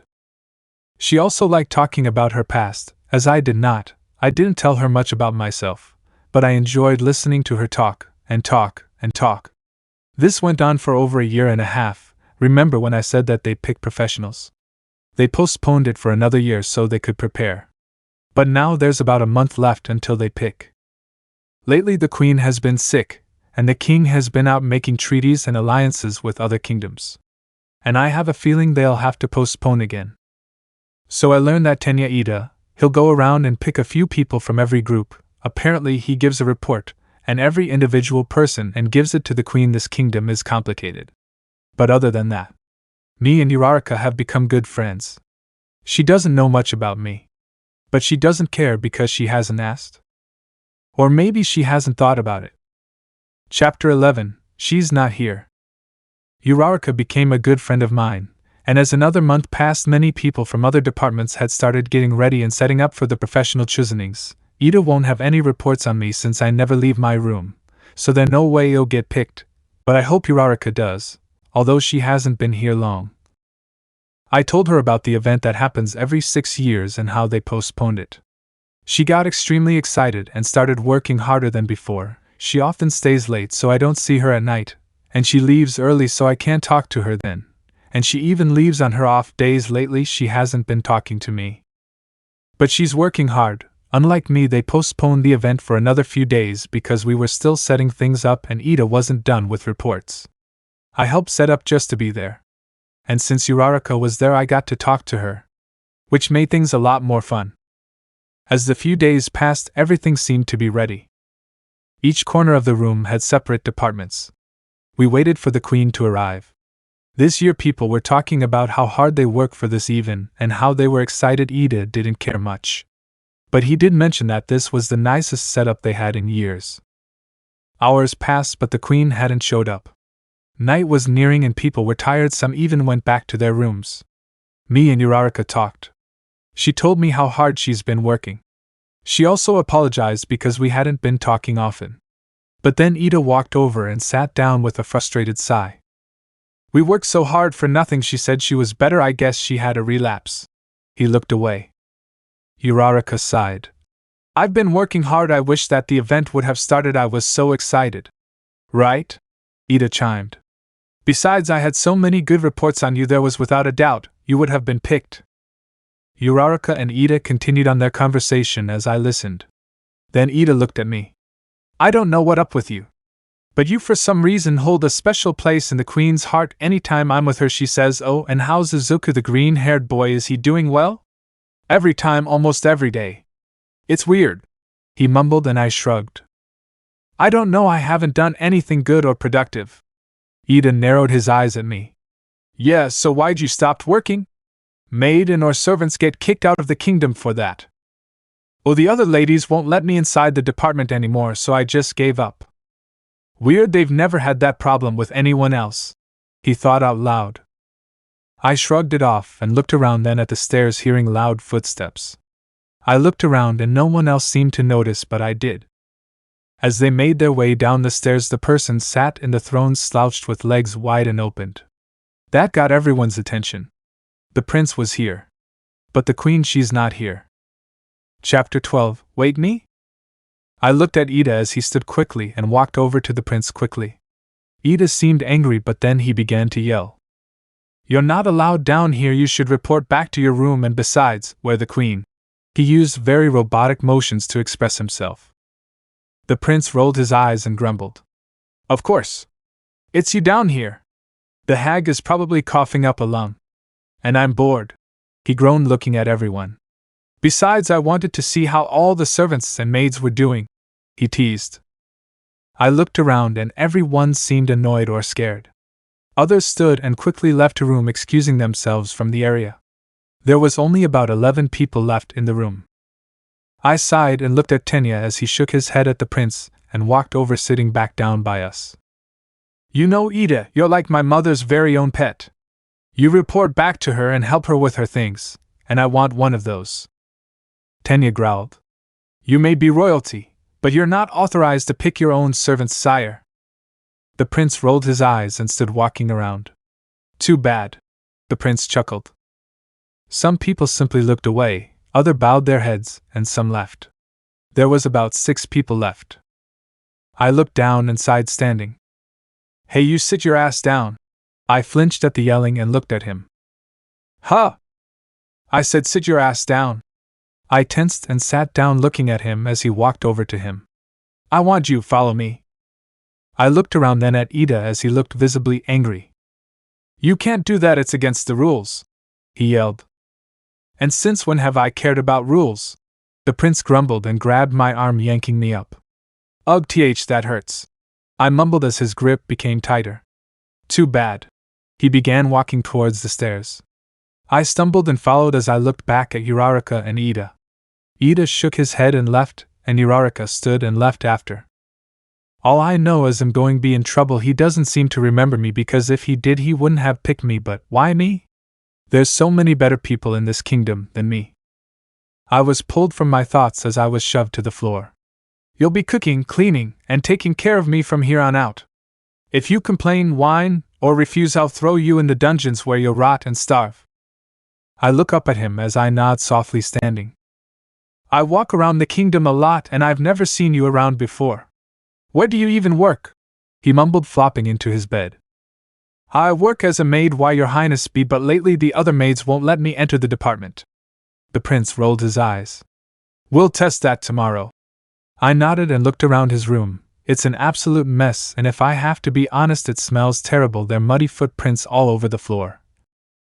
All his clothes are spread out, and clearly dirty. His bed is a mess, and his white sheets aren't even white anymore. I walk into his bathroom, and dear God, the bathtub looks like it hasn't been drained in days. The counters have dirty laundry, and grimy on it. The shower is nasty and dirty. How can someone live in such filth? I cleaned this before, why couldn't he keep it clean? I walk out and look at him. So can I go back to my room and sleep? Nope. You can sleep on the floor. He mumbled and got underneath his blankets, closing his eyes. The floor? I look at the floor and gag. I look at the prince once more to see if he's asleep, and he was so quickly, to be honest. I stepped out of the room and sat against the wall. It smells way better out here than in there. After a while I finally closed my eyes and fell asleep. I'll have to clean that room tomorrow after I show him I'm not allowed in the maid department. Chapter 13, Day 1. Prince Katsuki had still been asleep while I worked on his breakfast in the kitchen. After he started his daily activities is when I'll start on his room. I'll also prepare him a lunch later, then dinner. I can tell the prince is lazy, so if he doesn't come to eat lunch I would understand. Plus he's not perfect, so I shouldn't expect much from him. As I walk upstairs to his room with platter that holds a perfect plate of 2 English muffins with a light coating of peach preserves, a side of scrambled eggs, and a glass of fresh-made orange juice, I knock softly to see if he's awake. As I thought, he's not. Maybe I'll work on his room while he sleeps then. I silently enter his room and walk over to his bedside table, clearing it off, and quietly setting the platter down. I'll let him sleep in for a bit since it's still early. I look around the room and start by picking up the laundry and setting it in a pile. I do the same with the laundry in the bathroom. I separated the rags and I made a different pile for them. The room already looked nicer, as the bathroom does not. I enter the bathroom and gag at the smell. I start by draining the tub, then quickly run out of the room gagging. It smells so awful. After I finish sorting the rags and laundry and draining the tub, I walk over to the prince's bed and lay a hand in his shoulder gently and shake him. "Sir, your highness, it's time to wake up." I shake him a bit more as he opens his eyes. That's my cue to let him go and take a step back. I put my hands behind my back and stood straight, presenting myself nicely. "Good morning, your highness, I made you breakfast. And straightened up your room." He sat up and looked around his room. He didn't seem pleased, but I could tell he noticed a difference. He then looked at me. "So you're going to make me go downstairs and eat at the dining table like my mother does?" He groaned and glared at me. I shook my head. "No, sir, your breakfast is right beside you." I pointed slightly. He looked over at it and picked up his plate, taking a bite of the eggs. I made sure to make them spicy. I do remember some chefs complaining about his acquired taste, and how he's a picky eater. I also made sure they were fluffy and moist. If they were too dry they'd be nasty, and if they were hard they wouldn't be enjoyable to eat. He looked at me and smiled. And it seemed genuine. It took me back for a second. It surprised me, honestly. I thought his smile would be ugly, but I felt my face heat up a bit as I looked down. "Is it to your taste, your highness?" "I wouldn't bucky need it if it wasn't," he grumbled and continued eating. "Yes, it is. And I really appreciate you bringing it to me, maid." I guess he'll refer to me as maid. I forgot that he doesn't care. He'll probably never learn my name. I nod and wait for him to be done. After a few minutes I take his dishes and walk down to the kitchen. I begin to clean to used items and puts them away, then I walked back up. As I entered I saw him getting ready. He also threw his dirty clothes on the ground. I sighed and picked them up and placed them in the pile and looked at him as he put on his red cape. The bottom was tattered and torn, but the top a very white fluff. The fabric seemed really nice. "Let's go see how the other maids treat ya. You got that? So let's go." He then left the room. He moved quickly. "That's an alpha for you." I quickly placed the pile of dirty clothes into a basket and followed him down. As we made it into a hallway he stood a few feet from the door. "I'll listen," he mumbled as I nodded and entered. The room was full, and everyone's eyes were on me. "I thought we told you to leave." One of the women stood and walked over with her fists clenched. "No one wants you here." She continued to yell, then raised a hand to me, clearly getting ready to hit me. Some others stood and walked over, then froze, as I was confused and turned around to see the prince glaring down at them with his arms crossed. It was hot. The ladies stepped back. "So we have a problem, do we? Treat my servant right. And if he reports back to me saying you guys are treating him like shit, I'll make sure you're treated like shit. Now get to work." And with that he left, and everyone got to work, as did I. I quickly cleaned his clothes, removing everything single stain and dirt mark. After about an hour I finished and wringed them out and hung them up for a bit. I then went up to his room and brought his sheets down as well as all the rags and towels in his room. After a few hours lunch was in about 30 minutes. I made sure his sheets were spotless and as white as the clouds. I brought all the clean laundry upstairs. I hung up his most important clothes up and folded the normal daily wear neatly and put them away. As I did with his rags and towels, I folded those and put them in the cabinets in his bathroom, then I neatly made his bed. After, I went downstairs and made him lunch. I made a potato, mushroom, carrot, salad steak soup, soaked in boiling chicken broth. I made sure it was to his taste and added a few spices. I walked up to his room and placed it upon his bedside table. I don't expect him to come back to eat, but just in case. While I waited, I started sweeping the floors. I did the same with bathroom, then I mopped. After I waited for the floors to dry, I sat outside the room. I looked over as I heard footsteps come up the stairs. It was the prince, with muddy boots. I stood quickly and looked at him standing straight with my hands behind me back. "Can I ask you to take your boots off before you enter? I just mopped the floors." I spoke quickly and bowed my head down to him. And he took his boots off for me and sat them beside his door entering. And he did end up coming for lunch. "Your lunch is on the beside table." I entered after him. "How'd you know I'd be coming for lunch?" he grumbled. "I didn't, Your Highness, but I made you lunch just in case." He nodded and picked up his bowl and began to eat as I smiled. He obviously enjoyed it. While he ate, I started cleaning the bathroom counters. They were so awful and difficult to clean. Not to mention his bathroom is huge and white. After a few hours, I finished the bathroom and walked out. The prince had left, and his bowl was empty. At least he enjoyed it. I brought his bowl downstairs and cleaned it, putting it away, and went back upstairs to finish his room. I dusted everything off and did a double take on everything. And then it was dinner, so I went downstairs to the kitchen and made him a chicken Alfredo dish. After I finished, I brought it upstairs and sat it on his bedside table and waited for him to return. I sat on the floor by his bed and looked down. So far he's been nice to me, and hopefully the maids don't mess with me anymore. I thought the prince would be more disrespectful, but he's not. He just gives rude face expressions, and says things in a rude manner. But he's genuine, and saying that he even smiled. But I probably won't see it again. Hours passed and it's nearing midnight and the prince isn't back yet. I walked over to the walk-in window and take a seat, bringing my knees to my chest. I looked up at the moon. It's bright, it's so pretty. I wait, and another couple hours pass, but then he enters the room. I look at him standing quickly, stumbling a bit. Welcome back, Your Highness. I did prepare you dinner, but it's probably cold. I can go make more though. I say quickly, walking over, picking up the dish, and walking to the door. But he stopped me. It's fine. Just go put it up, I'm not hungry.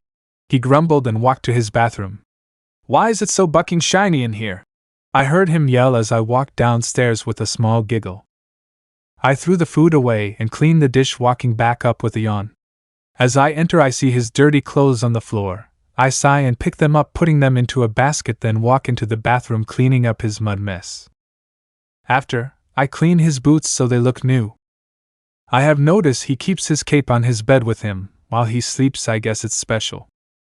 Why are you still up? The prince looked at me while he laid in bed. I was waiting for your arrival, Your Highness. He rolled his eyes. Okay, first stop with the Your Highness bullshit. Call me Katsuki or Bakugo or whatever. I nodded. Yes, sir. He groaned, staring at me. Did you eat today? He asked in a gravely tone. My eyes widened as I forgot to take care of myself. I then shook my head. It's okay. Your health is more important than mine. I felt an ache in my chest as I said that. But my importance ended when I was 4. Banished from my own home. Why is that? He asked. Because I'm no longer important to anybody, I responded, as tears filled my eyes while I looked at the floor. You mind telling me more? I shook my head. Go to bed, sir. My life isn't important, okay? I'm a nothing more than a measly maid, I said as I sat on the ground, closing my eyes as tears fell. And almost that instant I fell asleep. Chapter 14. Sorry.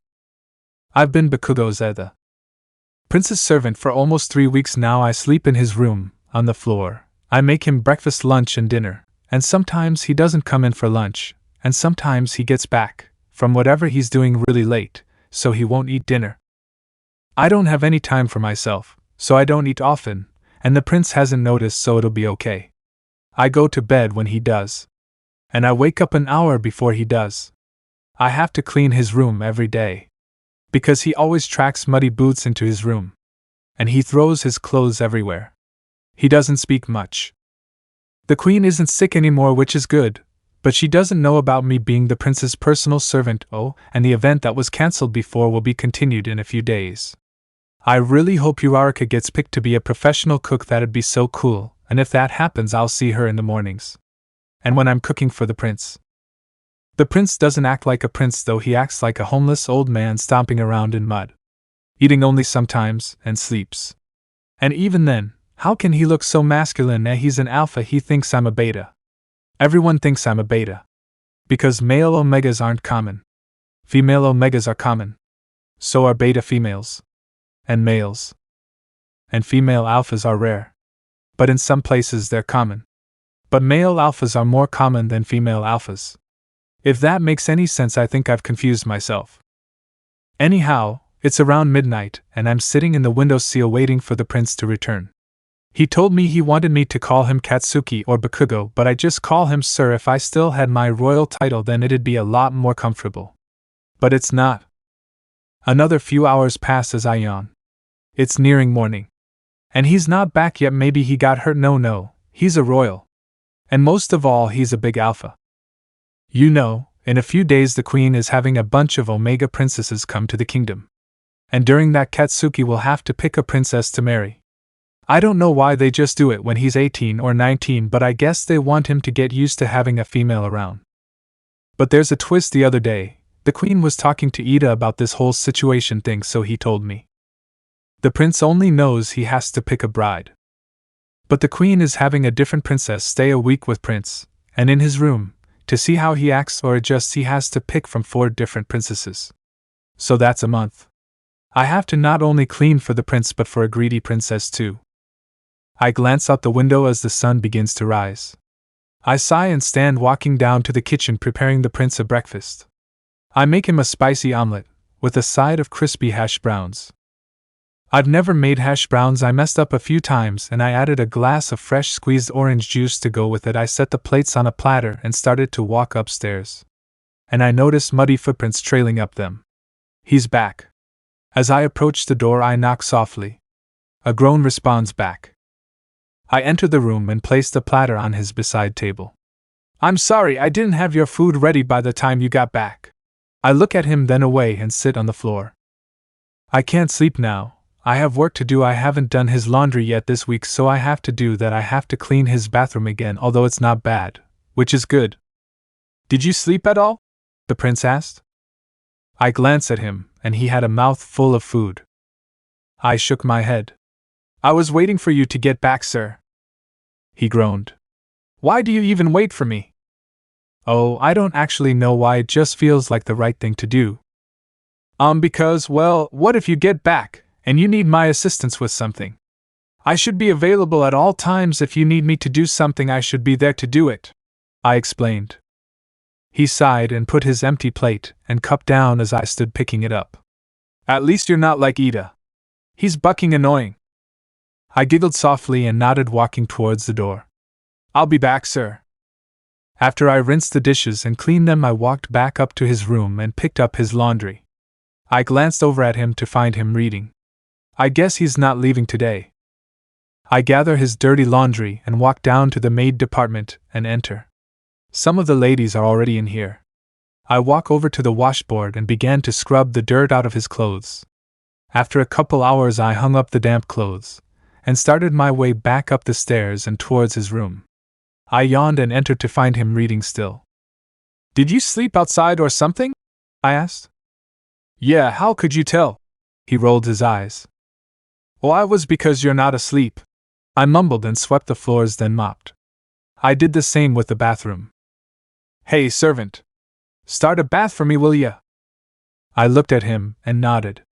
Yes, sir, I mumbled and walked to the bathroom and started a bath. After the tub filled, I turned the water off and walked out. Why, your bath is ready. I looked at him as he stood. Good. I looked down as he got undressed and sat inside the tub. I picked up his clothes and sat them inside a basket. I then saw his cape on the floor. I gently picked it up and placed it on his bed and waited for him to finish his bath.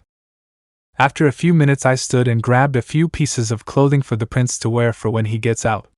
As I entered the bathroom I placed them on the counter. Put these on when you're finished, I opened a cabinet and took out a towel, placing it by his clothes. I heard the prince growl. I tensed. Is something wrong? You telling me what the buck to do? He yelled at me.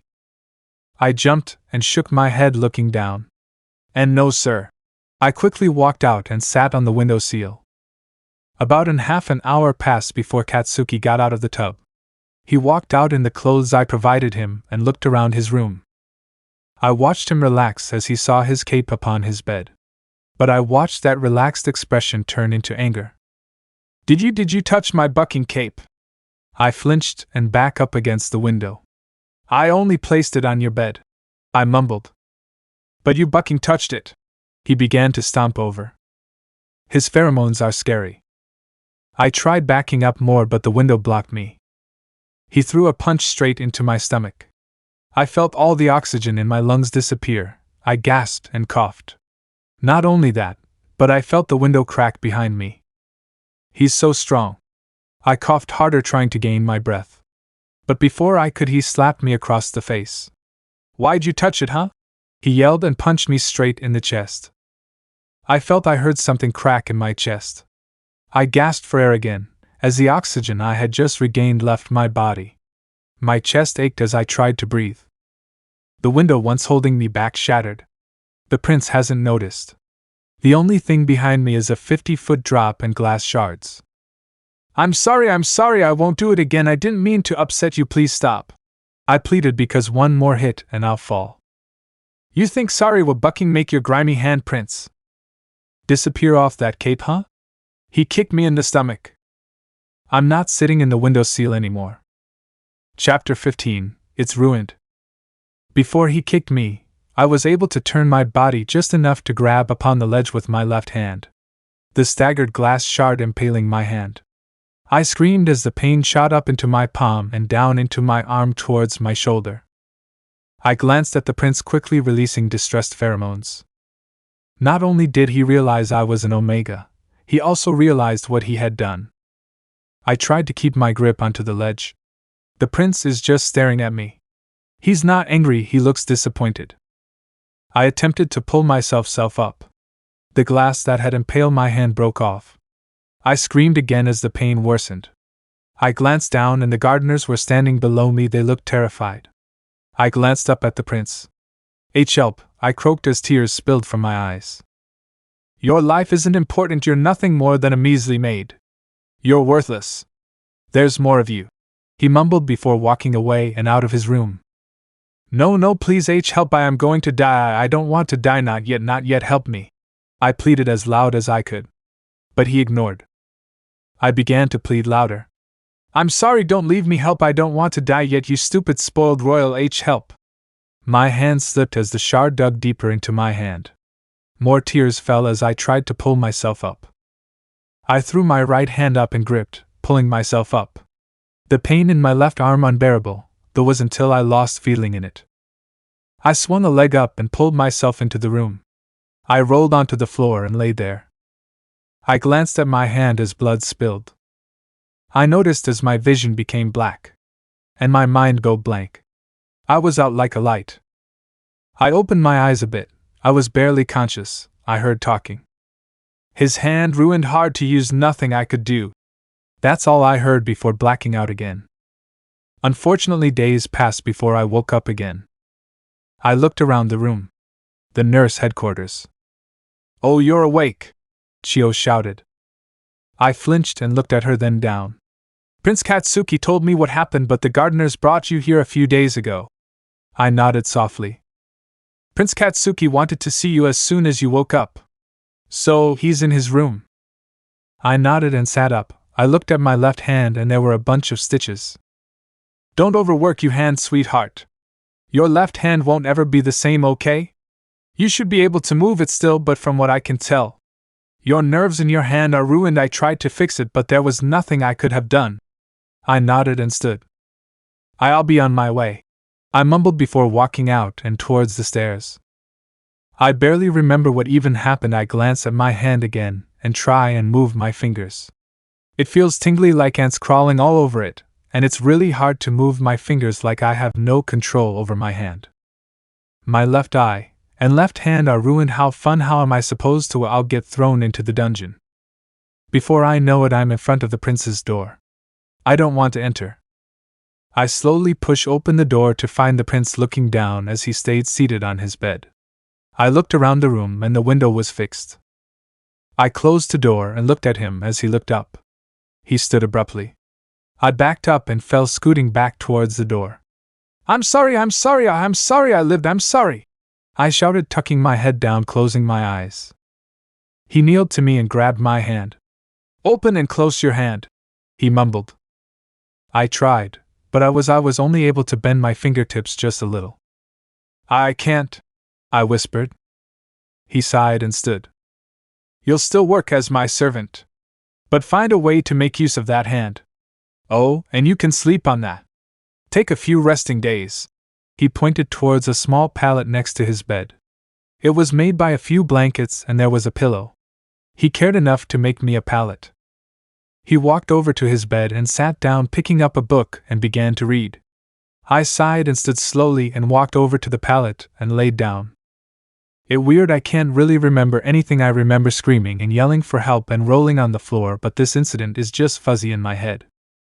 The event is today, he mumbled. It's starting soon. I nodded and closed my eyes. And tomorrow I have to pick a bride. I nodded. That's what princes do, sir. Servant. What's your name? Izuku. Izuku, huh? It sounds familiar. Your maiden name? He asked again. If I told him, he'd know. It doesn't matter. Tell me. Please, it's really not important, I replied. Well, maybe if I knew, you could go visit your parents. Every servant or maid here leaves twice a week to go see their family. You haven't left once. Maybe because I don't want to see my family. I didn't mean to raise my voice. I order you to tell me your maiden name. If you don't, I'll throw you in the dungeon, he threatened. Izuku Midoriya, I mumbled and curled up, tucking my head down. Midoriya? Like the Midoriya Kingdom? You shouldn't lie to a royal, you know. Chapter 16, Shaky. Well, I'm not lying, I mutter. So, you're the Midoriya's kingdom's missing prince, he says sarcastically. Missing? More like banished. They said the prince went missing, he replied. No, they banished the prince out of anger. They banished me because they assumed something that wasn't true. But if you heard I went missing, they obviously lied about my disappearance. So you're a prince? He asked. Not anymore, I'm just a maid now, I sighed. You should go back. I tensed. No, absolutely not. Not only did they banish me, but they abused me before they did so. It probably wasn't even that bad. How old were you, huh? 12? 13? You're over-exaggerating. What would you know? And I was 4. I stood and walked over to him. You see these tiny cuts? You see my eye? They did that to a 4-year-old. I panted softly, growling lowly. I didn't know. I didn't mean to assume, he mumbled. Of course you wouldn't know, and you don't know what it feels like to be disowned from a family that loved you one day and hated you the next because you can act any way you want and be loved and spoiled. I felt tears well up in my eyes. You live so perfectly and take it for granted, I huffed as tears fell. He glanced at me. You're not a royal, he mumbled. I know, I'm your servant. I mumbled back and walked over to the pallet. I'm sorry for yelling, Your Highness. I closed my eyes and lay down. He huffed as I heard his bed creak as he laid down. Do I have to accompany you during the bride thing? I asked. Yes, he said. I sighed and relaxed as I fell asleep. And I'm sure he did as well. I woke up around early morning, so I stood and saw the prince sleeping. I looked around and decided to make him breakfast because that's my job now. I walked down into the kitchen to find Uraraka. Uraraka, I smiled and ran over to her. She turned around and smiled. Hey Izuku, she giggled. I ran over and hugged her tight. I've been busy lately, I said and looked at her. And I have to sleep in the prince's room too. She giggled. Is he mean? Sometimes, I mumbled. Oh, has he hurt you yet? She asked as I tensed. Well, yeah, I don't want to talk about it though. I gathered things I need to make the prince's breakfast. I ended up making a spicy omelet with a toasted bagel layered with grape preserves. But it was difficult, my left hand was very shaky. Not only that, but it's really hard to move. He did that, didn't he? She watched me pathetically try to cook. Did what? Your hand, izuku, you can't move it. I flinched and shrugged. Yeah, but it's fine. I took a deep breath, then winced. HNG, he kicked me in the chest, I forgot it hurts a lot. Izuku? It's just my chest, I'm fine, Uraraka. I sighed and finished his breakfast and left. I'm sorry for yelling. And I left with that. I walked upstairs to his room. As I entered, I looked at him. He was still asleep. I walked over and placed platter on his bedside table and sighed. After I laid on my pallet and curled up waiting for him to wake up and eat. Apparently he has to go meet the brides right before lunch and I have to be there. I'm not looking forward to it. Chapter 17, Don't Stare. After a while the prince finally woke up. I stayed seated upon the pallet and looked up at him as I heard him sit up. He glanced at me, then at the plate of food.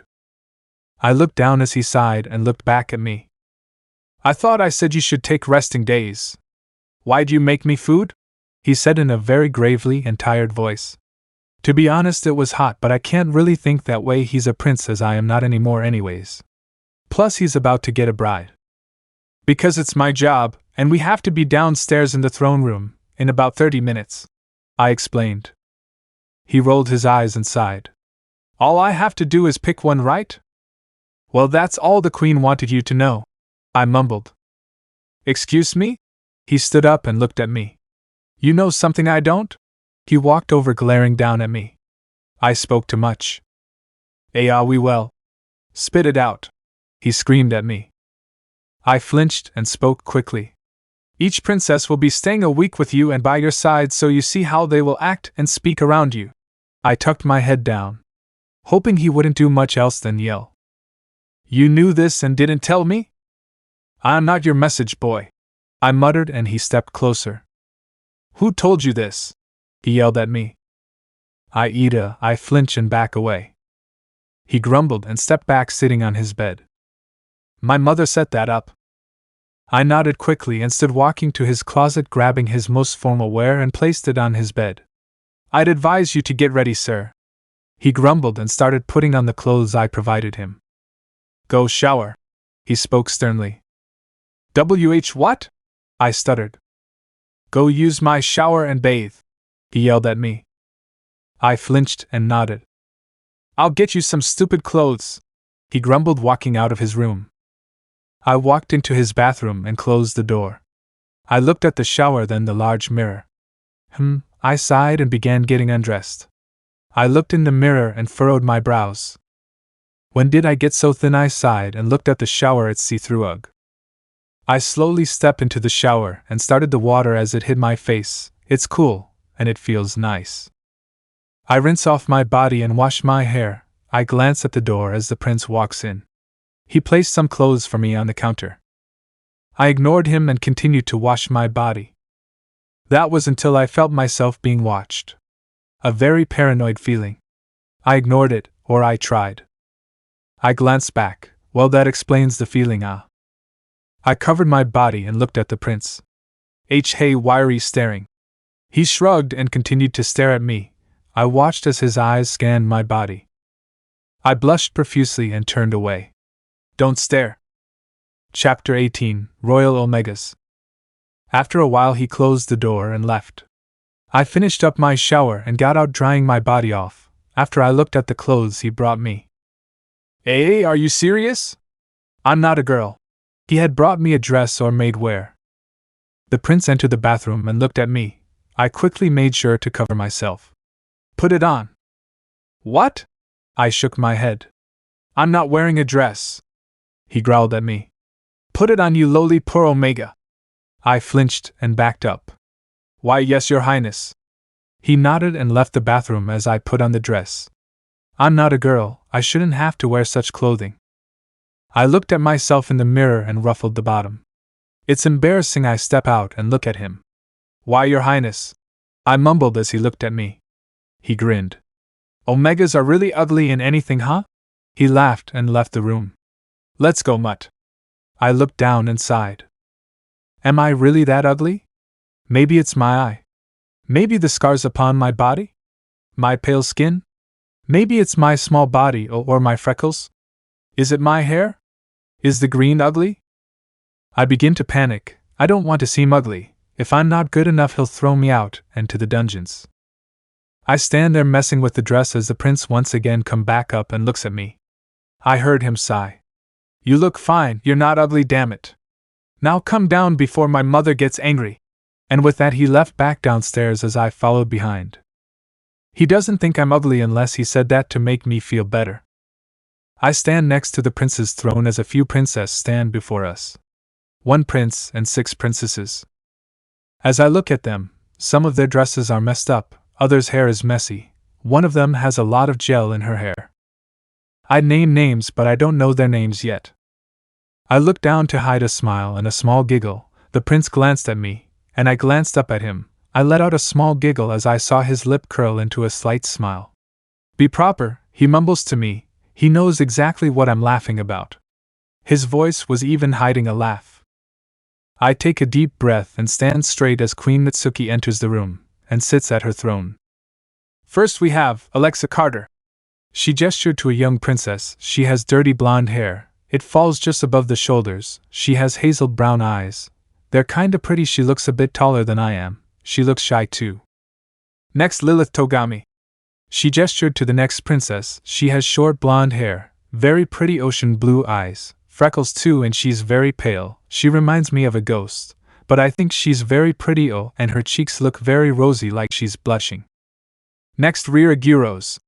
She announced, this one she looks mean. She has brown hair that falls just below her shoulders, but her eyes, they're very unique. I'm not sure how I should describe them, but maybe like a greenish blue with a tint of hazel? They're very bright colors too, they stand out, but she has on a bright yellow dress that is very, very ugly, and it's dirty. Maybe because of the trip here, but still. The fourth, Luxana Sulimanova. That's a long name. She's pretty, she's very pale, like the light of the moon. Her hair is very white too. I've never met anyone with white hair, but her eyes are silver with a tint of gold. She stands out the most. The fifth, Katniss Kiamiya. She looks really nice. Her hair looks fluffy, it's an auburn color, her eyes are a very obvious gold. She also has vitiligo. I think that's what it was called. I remember one of my maids having it. That was so long ago, though the splotches in her skin from the skin condition are very pale compared to her actually skin tone too. She's pretty. The sixth, El Giovanni. She has very red hair, she pale. Her eyes, they look like mine, very very green. At least both of hers work though well, I assume. She has lots of freckles too. She looks very mean, but never judge a book by its cover. Now the last, Prince June Cosmic. She announced a little bit louder than how she did the girls. He is very handsome. Hopefully he's nice. He looks nice. Prince Omega. Well, Omegas either way should be treated properly, I guess. His eyes are a bright magenta, pink faded to a bright orange and yellow. His skin is pale. His hair is a variety of gorgeous purples. He looks quiet, like he keeps to himself. Well, let's hope he's not mean. Queen Mitsuki gives a small speech, then has a few professional maids come out and show the royals to their guest room while they pick the first princess. Whoever they pick will get to spend a week the prince first, but that means I have to take care of them too. And the prince is already 2 handfuls. As the others leave, I look at the prince and begin laughing. I'm laughing due to the fact some of them look so messy from their trip here. He begins laughing with me. My laugh faded into a small smile as look at him. Maybe if I was still a royal, I wonder if I would have a chance with him. Let's go up to my room now, he says, catching his breath, then walking upstairs. I can tell he doesn't care about which princess starts off first. Chapter 19, Alexa Carter. A few days pass and the first princess staying with the prince is Alexa Carter. She's very very quiet. Her and the prince are up in his room while I make their lunch. It's actually very difficult with my left hand, but I make do. As I finish, I head my way up the stairs. I hold the large platter with my right hand since my left won't listen to my nerves. I enter the room and place the plates down and look at them. The prince snickers at me and begins to eat. I made sure to make his a little more spice than Ms. Carter's. Oh wow, this is really good, thank you. She looks at me and smiles. A genuine smile. I give a small smile back. Of course, Your Highness. If you ever have a problem with the dish, I'll go remake it. I state and look down, placing my hands behind my back. Oh, no need. This is better than what I get at my kingdom. Thank you. And I listen as she glances at the prince. Did you force him to act like this? She whispered to him, but I still heard. He shook his head. But no. He rolled his eyes as Ms. Carter flinched. She mumbled, eating. I sighed and fixed up my little sleep area, then walked to the bathroom and began cleaning up. As I finish, I walk out and take their empty plates upon the platter and walk down, putting them up and cleaning the dishes. I look back at the other chiefs as they whisper about me. I grab the platter and raise it above my head and turn to them as they flinch and shut up. I gave an innocent smile, then put the platter up. I entered the prince's room and looked at them. Princess Carter, would you like me to start you a bath? I tilted my head to the side. Yes, please. She mumbled and stood up. I nodded and walked to the bathroom and started a warm bath for her. She entered the bathroom and began undressing herself. She kept herself politely covered, as I could tell she was uncomfortable. I finished up and grabbed a towel, setting it upon the countertop, then grabbed her dirty clothes and places them nicely within the basket. Go wash her hair, the prince demanded. I jumped and looked at him. She's not very comfortable with me in there, I mumbled. What did I just say? I flinched and grabbed her a new dress and placed it on the counter by her towel. I kneeled down behind the bathtub and sighed as she watched me. What are you doing? She whispered. I'm sorry, the prince ordered me to help. I sat back and covered my face in embarrassment. You don't have to. Just sit there and act like you are. She gave a soft giggle and finished up her bath. I handed her a towel, and while she dried off, I drained the tub. When I turned around, she had folded her towel and sat it on the countertop, and went to sit by the prince again on his bed. As it was nearing night, I began to make their dinner. And when I finished, I did the same as always and brought it to his room and waited for them to finish. A few hours went by as I laid on the ground listening to the two royals talk. This same routine went on for the next few days. But she never opened up. Not even a little. But she was very, very sweet. There was no way she could even hurt an ant. Even if she were to be upset. There's no way. Chapter 20, Alexa Carter 2. After I made them breakfast, the princess and I sat in the garden together while the prince talked with his mother. She told me about the different flowers she liked. She said her favorite was white daisies. And I agree, they are very pretty, but I prefer tulips. She seems more open to me than the prince. Are you uncomfortable around the prince? I asked. She nodded softly. He's a little too aggressive to my liking. I think I'm going to see if I can leave tonight. He's nice and all towards me, but he doesn't have a filter for his mouth. She giggled, then sighed. For a maid or servant? You seem to think more like a royal. Why, you don't act like you're being used or like you're being slaved. I guess, does the prince like you? She asked me. I shrugged, then nodded. Enough to not get rid of me, and thank you, I mumbled. She nodded and stood. I'm going to go pack my things, okay? Surprise me with my meal tonight. Your food is very good. She giggled and walked inside. I stayed out and messed with the tulips. That's one princess down, then we'll see the next one in a few days. Oh, fun. A few hours pass as I start to make the last meal of the day. With a special chocolate pudding on the side that I made. It's a small goodbye treat. I walk upstairs and place the platter down. Wow. A dessert too? The prince looked at me. I nodded, then looked at Ms. Carter as she happily enjoyed her meal and then the pudding. After a few minutes, she looked at me and giggled. Thank you, that was amazing. I nodded and grabbed their plates and the platter. I lost my grip in my right hand as I tried to save the platter with my left. I attempted to grip the platter, but felt a tight and painful pinch within and dropped the platter completely as a plate shattered and the silverware echoed against the floor. I whimpered loudly and squatted down, gripping my left hand as I held it against my chest. I tucked my head down and fell on my butt. I took a few deep breaths until I heard the prince growl. And I began to panic. Ms. Carter got up quickly. Hey, are you okay? What happened? I shook my head. I'm okay, I mumbled. Well, let me help. She whispered and began to pick up the plate shards and place them on the platter. I quickly stopped her. This is my mistake, you don't have to help, I'll do this. I mumbled and finished picking everything up. The prince quickly grabbed Ms. Carter and laid her on the bed. Stay here, he growled as I left the room quickly to put things away. I set the dishes within the sink, then sat on the ground and held my hand to my chest. It hurts so much. I glanced up to see a pretty angry prince. I'm sorry, sir, I mumbled as tears formed in my eyes. He sighed and relaxed. Let me see your hand, he said as he walked over and kneeled down to me. I held out my left hand as it trembled. He grabbed and held my hand gently.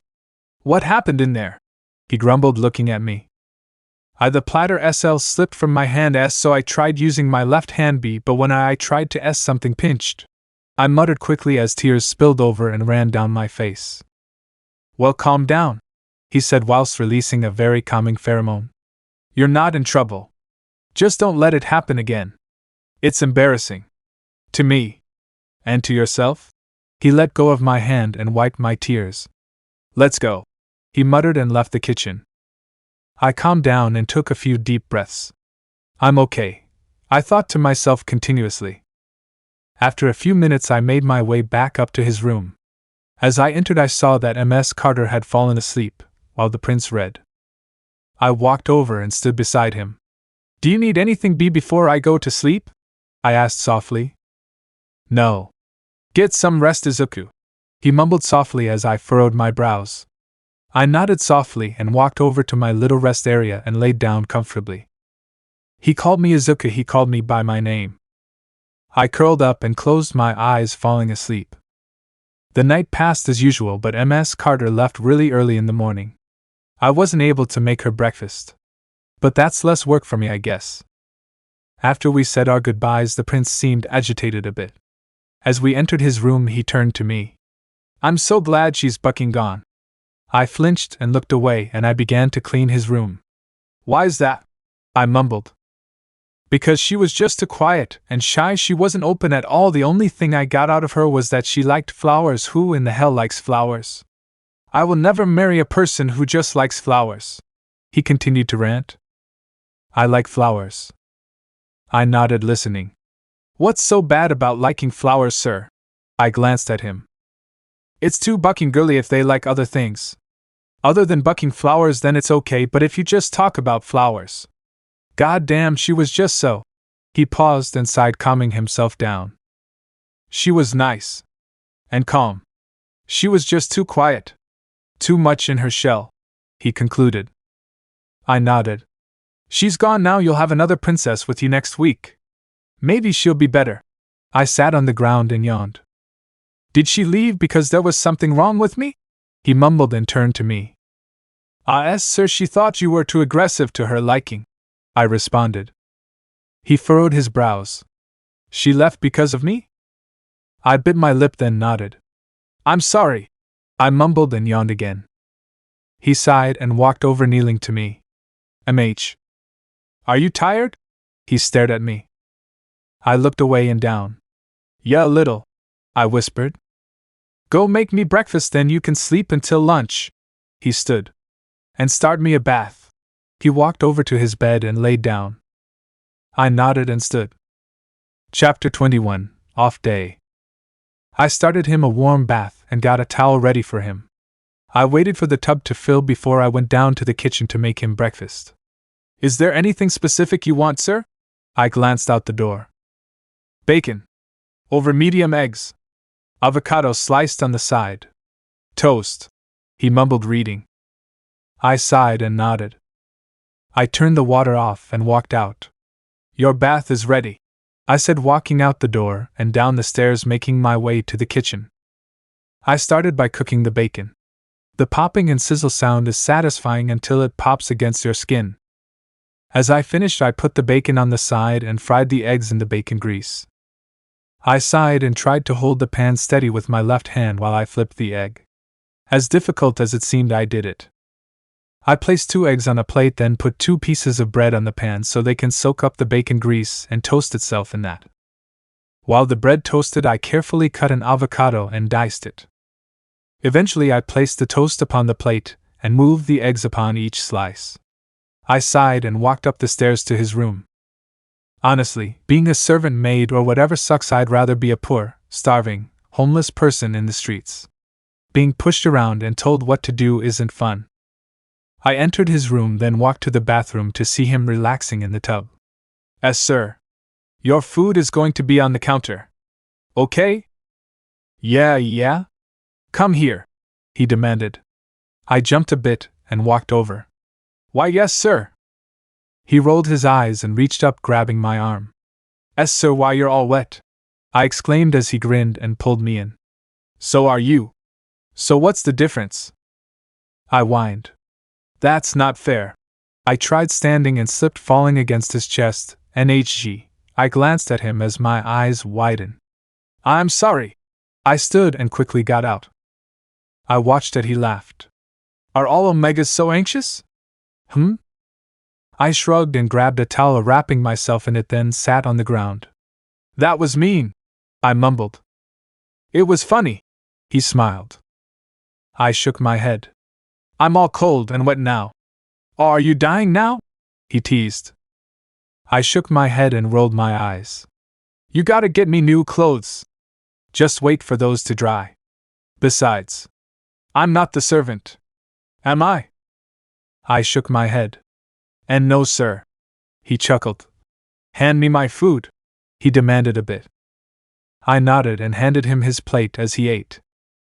I quickly left his room and changed into some dry clothes. After I walked back and I glanced into the bathroom as he was still doing whatever he's doing. I laid down in my little resting area and stared at the ceiling as I yawned. A new princess comes soon, that's. I wonder if he'll choose anyone. He's too stubborn for marriage, though, way too stubborn. I glanced at the bathroom as the prince walks out ass naked. No decency. I turn away and tuck my head down. I didn't need to see that. You had clothes on the counter, you know, I mumbled. Did I? I didn't care to look, he grumbled and walked back into the bathroom. This man. Chapter 22, Lilith Togami. Recap. I shook my head. And no, sir. He chuckled. Hand me my food, he demanded a bit. I nodded and handed him his plate as he ate. I quickly left his room and changed into some dry clothes. After I walked back in, I glanced into the bathroom as he was still doing whatever he's doing. I laid down in my little resting area and stared at the ceiling as I yawned. A new princess comes soon, that's. I wonder if he'll choose anyone. He's too stubborn for marriage, though, way too stubborn. I glanced at the bathroom as the prince walks out ass naked. No decency. I turn away and tuck my head down. I didn't need to see that. You had clothes on the counter, you know, I mumbled. Did I? I didn't care to look, he grumbled and walked back into the bathroom. This man. A few days passed as another princess, Lilith Togami, was now sharing a room with the prince. I got up early and got ready for the day. I glanced over at the sleeping prince and the princess. She was awake, though. Good morning, Your Highness, I mumbled, fixing my posture. She looks at me with a smile. Good morning. Do all of you servants wake up late? Or just you? She mumbled the last part, even though I still heard. I furrowed my brows and bowed to her. I'm sorry, I can wake up earlier if you'd like. I stand straight. Is there something you'd like for this morning's meal? I asked with a tilted head. She placed her book down and shrugged. Let's see, vegetable-filled omelet sounds wonderful. I nodded and made my way downstairs to the kitchen. I made what was requested, of course, making the prince's spicier. I yawned as I finished the plates and walked back up with the platter containing 2 plates. I entered the room and set the platter down. I hand the princess her plate, then look at the prince. Will you not wake him? She asked. I kinda just wait for him to wake up on his own, I mumbled. Excuse me? Is that how you speak to your superiors? She growls. I panic and step back, bowing my head down. Sorry, Your Highness. I politely wait for the prince to wake up on his own, and once he does, he eats. There's not much to it. I don't know how he'd react if he was woken up so early. Speaking of which, I need to wake earlier. I looked up as I heard the princess sigh. I stood straight as she began to speak. I'm sorry for my tone, please do not stress. Everything you're doing is fine. She's sweet. I nod and step back again, sitting on my thin blanket pallet. I stare upon the book-covered wall while the princess eats. Eventually the prince wakes up and looks at his food. He picks up the plate and gives a satisfying hum. I stand and walk over the prince's wardrobe, picking out a fabric wear for him to dress in. I place it in the bathroom as I start him a warm bath. I walk out and keep my hands to my sides and give a slight bow. You have a bath ready and new wear for today. He nodded and finished his food standing up. As it should be, he mumbled, walking to the bathroom. I furrowed my brows, confused, as I grabbed the plates and walked out. As what should be? Maybe. He said that for the princess to hear. He's actually trying to have her like him. Is that it? Definitely is. Hopefully she gives him a chance. That is, if he continues to try. She has yet to learn of his temper and attitude. A few hours passed as I was about to leave to make lunch. That was until the princess stopped me. Can I accompany you? She asked as I nodded in response. That's enough request for a royal. Of course, your highness. I mumbled and walked out and downstairs as she followed behind. Chapter 23, Lilith Togami 2. The princess and I enter the kitchen while some of the other servants give me some looks. As usual, I ignore and show the princess around the kitchen. She smiles and grabs my hand, pulling me to the pantry. Let's make something interesting, okay? She looked at me as her smile grew. I nodded softly and I watched her grab a variety of items, things mostly contained in a sandwich. You toast each side of the sandwich in butter. She giggled. This is my favorite thing to eat. She giggled and began making food for two. I stood behind watching her. She seemed very happy cooking. She moved with ease. She had steady hands. I wish I had steady hands still. Lucky. I looked back at some of the chefs snickering at me, probably because I'm letting a royal cook instead of doing it myself. I looked down and sighed. They're annoying. I glanced up at the princess, who seemed pissed at the other chefs. She has good hearing. For your information, I'm cooking because I enjoy it. If you have a problem with it, then you can get the hell out of my face and away from my presence. She glared at the others and placed her hands on her hips as the others left. Thanks, I mumbled and bowed slightly. Don't mind it. They were annoying anyways. She shrugged and finished the food she was making. After she plated them, we walked back up to the prince's room as she handed him his plate. The prince looked at me, then the princess, and back at me with a slight glare. Who made this? The princess, I mumbled and bowed my head. Why? Because I wanted to cook. I enjoy it. It's a hobby of mine. Is there something wrong with that? She sat on the bed looking at him. The prince sighed and shook his head. No, just have my servant do it. It's his job anyways. I looked at her as she rolled her eyes and began eating. Temper with attitude. Not a good match. It was nearing night as I cleaned up the prince's room and bathroom. I swept and mopped. I did his laundry per usual. Tomorrow Princess Lilith wants to see the garden, so I'll show her that. And after we get back, I'll make a snack for her. I sat on the ground or my pallet. My wannabe bed. I sat down and laid back looking at the wall. The prince and princess were talking about some book the prince has been reading. The princess sounded utterly uninterested, but the prince seems to really enjoy this book.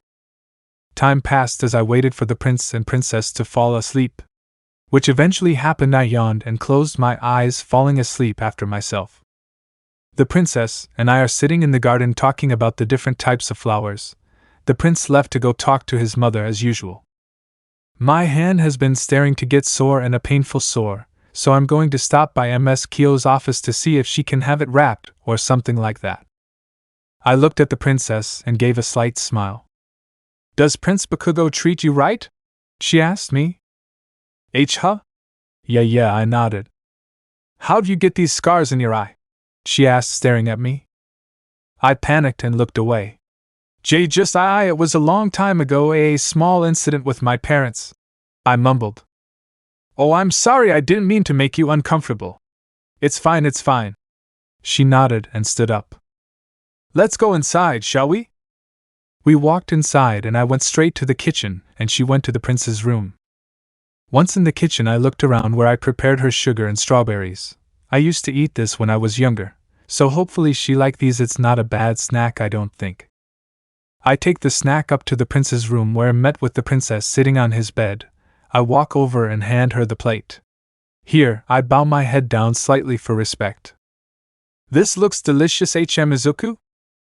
I look up quickly in response to my name. Do you think the prince likes me? Why, yeah, why? I looked at her as she shrugged. Just I don't know how do I tell him that I want to leave? I have no actual interest in him, and I don't really want a life with him, she explained. You don't I went to respond, in which I was interrupted. If you want to leave, then leave, the prince stated, entering the room. No point in faking it. So instead of talking to my servant like he's some personal friend of yours, pack your shit and get out of my room. Have a nice trip home. He walked to the bathroom after. Come start me a bath. I nodded and quickly starting him a bath, then prepared him new clothes, setting them on the counter along with a towel. I walked out and looked at the princess. She had placed a plate of uneaten strawberries to the side.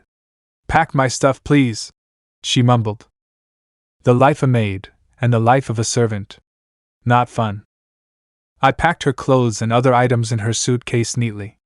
I sighed and I carefully folded each and every dress with care. She brought so many, but I guess as a royal you should have a new set of clothes every day. And have your dress wear washed regularly. The prince walked out of the bathroom dry and dressed. I felt his eyes stare at the back of my head as I continued to fold the princess's dresses. Stand up. Sir, I said, stand up. He yelled as I flinched and stood, turning to him. Why, yes, your high highness, I mumbled in panic. She can pack her own shit. You can eat whatever you gave her, since she didn't have the decency to say thank you or anything. Nor did she even try it. And after, you can do whatever you like. I don't care. The prince then moved the princess off his bed and glared at her. Hurry and leave. Pack your shit yourself and go. But I was just. If you do not want to bucking marry me, then leave my room and kingdom. You have no right to give orders to my maids and servants, you got that? The prince yelled with attitude, and he paused between some words as if she were deaf and stupid. I looked down and sat on the pallet of mine and relaxed some. She's leaving very, very early, much earlier than expected. We have almost a week or two without anyone else here. After a while the princess left. She neatly and quickly packed her things and left as quick as she came. Izuku, the prince mumbled my name as I looked up at him. I ask of a few things: clean the bathroom, and make me dinner. I'm skipping lunch, and you can do the bathroom later. Just take this time to relax. You're on your feet so much, so relax while we don't have any garbage princesses here to make you work right now. He laid in his bed and slowly moved, handing me the plate of sugar strawberries that the princess left untouched. You can eat these, okay? I nodded and took the plate. Thank you, sir. You need to change that. Stop calling me your highness or sir. Bakugo? Doesn't sound right, he grumbled. How is your first name written? Huh. He paused and grabbed a paper and ink pen from his bedside table, writing it down. He then showed me after. I stared at it. A Kaken? Where'd you get Kaken from? I flinched and looked at it again. That's what it says? No, it. Can you write it in katakana? I mumbled. He grumbled and wrote his name in katakana, showing me. Oh, Katsuki. You knew my name. Why do you want me to write it? I forgot. I mumbled, looking at him. He rolled his eyes. So I call you Katsuki? No, just. I can call you Kaken. I smiled. Why? He got flustered, then relaxed without fighting back. I could tell he didn't mind it much, and even if it was a mistake, it sounds cute. Kaken. He sighed. Fine, I don't really care. Oki. I laughed softly and looked at the strawberries and began eating them. I used to love this snack when I was younger, my favorite thing in the world. Chapter 24, Kaken. A few days passed and the Prince Kaken and I sat in his room. He hasn't had me do much, but he's been almost taking care of me while telling me what to do in nicer ways. He lets me use his shower, and he's been providing me better clothes too. I do still clean his room, do his laundry, and make him food. But that's my job. It is nearing the end of the day, and well, today he took me to this area. He said that it's where he would usually hang out before I became his servant. It was covered in flowers, and surround tall green viney trees. It was beautiful. It was such a nice experience. I got to leave the castle to go somewhere beautiful. Not only that, but with the prince, which means a lot. Kaken and I have been hanging out a lot together because we basically have free time with no princesses around to bother us. I mean, they're nice and all, but I finally just get to spend time with the prince. It means a lot to me, but I don't know about him. He may think otherwise. I'm downstairs making his dinner, something simple as usual. After I finish, I walk up to his room and hand it to him, in which he starts eating, visually pleased. I sit on my pallet and look down, yawning. I've been so tired lately. Many minutes passed as Kaken stands and walks to the door with his dishes. I stand quickly. What are doing? I got it. I panicked and walked over, grabbing the dishes quickly. Huh! You look tired, so I thought I'd help, he grumbled. And no, it's okay. I'm not tired. I looked at him and smiled, then left, walking down to the kitchen. I heard him sigh as I left, but this is my job, and even if he's being nice now, he may just end up yelling at me about it later. After cleaning the dishes, I walked back up and grabbed his laundry, walking back down, doing my weekly chore. My body feels weaker than usual, and I'm a lot more tired too. I haven't even been working that hard the last few days, although it is getting a bit late. I probably should have done laundry this morning. A few hours passed as I made my way back upstairs to his room. My breath was completely taken by the time I made it into his room. I entered and walked over to my pallet, laying down, letting out staggered breaths. I'm so tired. Izuku? Kaken mumbled, moving down to the floor next to me. Sorry, do I need to do something else? I stood quickly, looking at him. I watched as he furrowed his brows, standing. You can lay in my bed if you're tired. He stared at me. It's getting late too, so you can sleep there, Jay, just for tonight though. And me? I looked around, then back at him. Hey, are you sure? He nodded and sat down, patting the middle of the bed, telling me to lay down. I moved, crawling into his bed, laying on the opposite side he sat on. It was so comfortable, so much more comfortable than the pallet. And it's warmer. He has nice pillows. All I do is fluff them, but now I get to lie my head against them. I nuzzled my head down into the pillow, glancing at the back of the prince, watching as he took his cape off. Which is rare, he often sleeps with it on. Kaken turned to me, holding his cape up, then laid it upon me. Rest, he mumbled with a relaxed voice. You're working yourself too hard. He sighed, putting a hand against my cheek. I blushed softly, staring at him. You've gotten thin too. You haven't been eating, have you? He shook his head, standing. Take a nap. I'll bring food up here for you. After you eat, you can go back to sleep, okay? He walked towards the door, then looked back at me as I nodded. I closed my eyes as he left. His bed is soft and warm. It smells like him. His scent is so nice, which is expected for a prince. It's calming too. Eventually I fell asleep, and after an hour or two Kaken walked back in. I heard him place the platter down before waking me. Deku, I brought you food. I need you to eat, he whispered worriedly. I woke up, looking at him. If I were a royal, would I have a chance? That question runs through my mind constantly. Like hungry wolves after a rabbit. Deku? Stop staring at me, eat please, he mumbled. I nodded, sitting up. He brought a tomato basil soup. It looks delicious. He handed it to me carefully as I took it. Eat what you can, he said, carefully taking his cape off of me and back around his neck. I'll be back, okay? He stared at me, then pressed his hand against my forehead, pushing my hair back. You have a small fever. Make sure to get rest. I can't have you getting sick on me. How are we supposed to go to our hideout if you're sick? He commented, moving his hand down to my cheek. I hate it. He makes my heart race. I nuzzled my head down against his hand, gently closing my eyes. It's relaxing. His hand is cool too. After a few seconds he pulled his hand away and left without another word. I looked down at the soup he had brought, and then a thought popped into my head. When and why did he start becoming so nice to me? It's much more than just needing me for chores. It's much more than that. I shook off the thought and began eating. It wasn't made by him, but it's the thought that counts. And he didn't say that he was making the food, so it's okay. Many minutes pass as I finish and set the bowl to the side.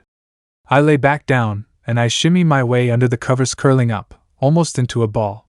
I closed my eyes, relaxing. Eventually, I fell asleep, tucking my head down against his soft pillows. Many hours had passed as it's nearing midnight.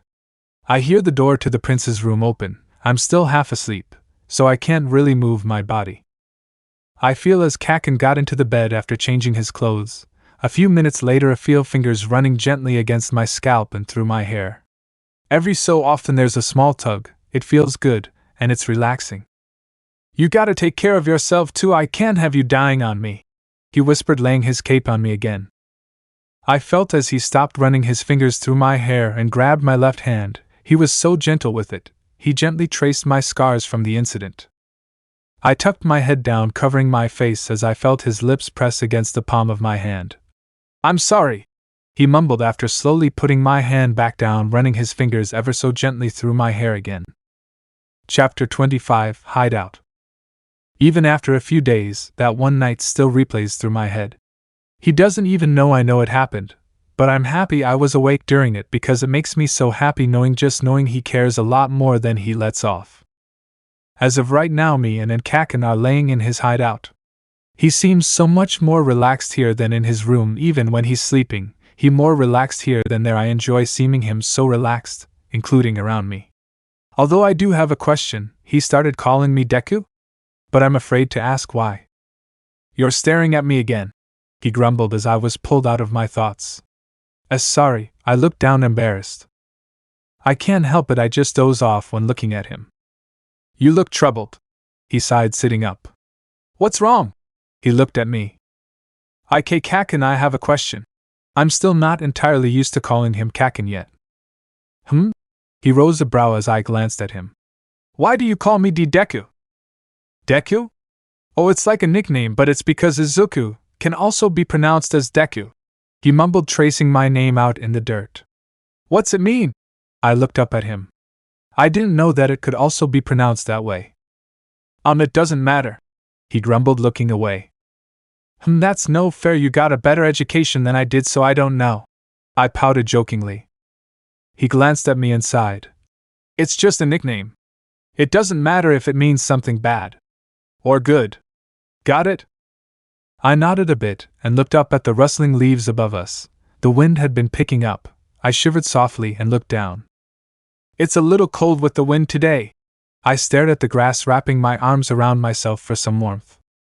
"'Cause you're thin," he grumbled, standing.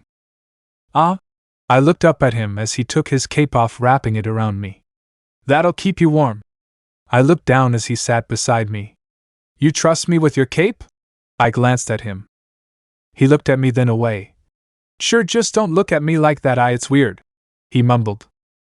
"Like what?" I moved in front of him and slowly moved my way into his line of view. "Like what?" I smiled, laughing. "Oh, you're teasing me, stop it." He looked away from me, in which I moved into his line of view again. "Am I?" I laughed a bit more, moving closer. "I'm just looking at you, no?" I smiled more, watching as a smile crept onto his face.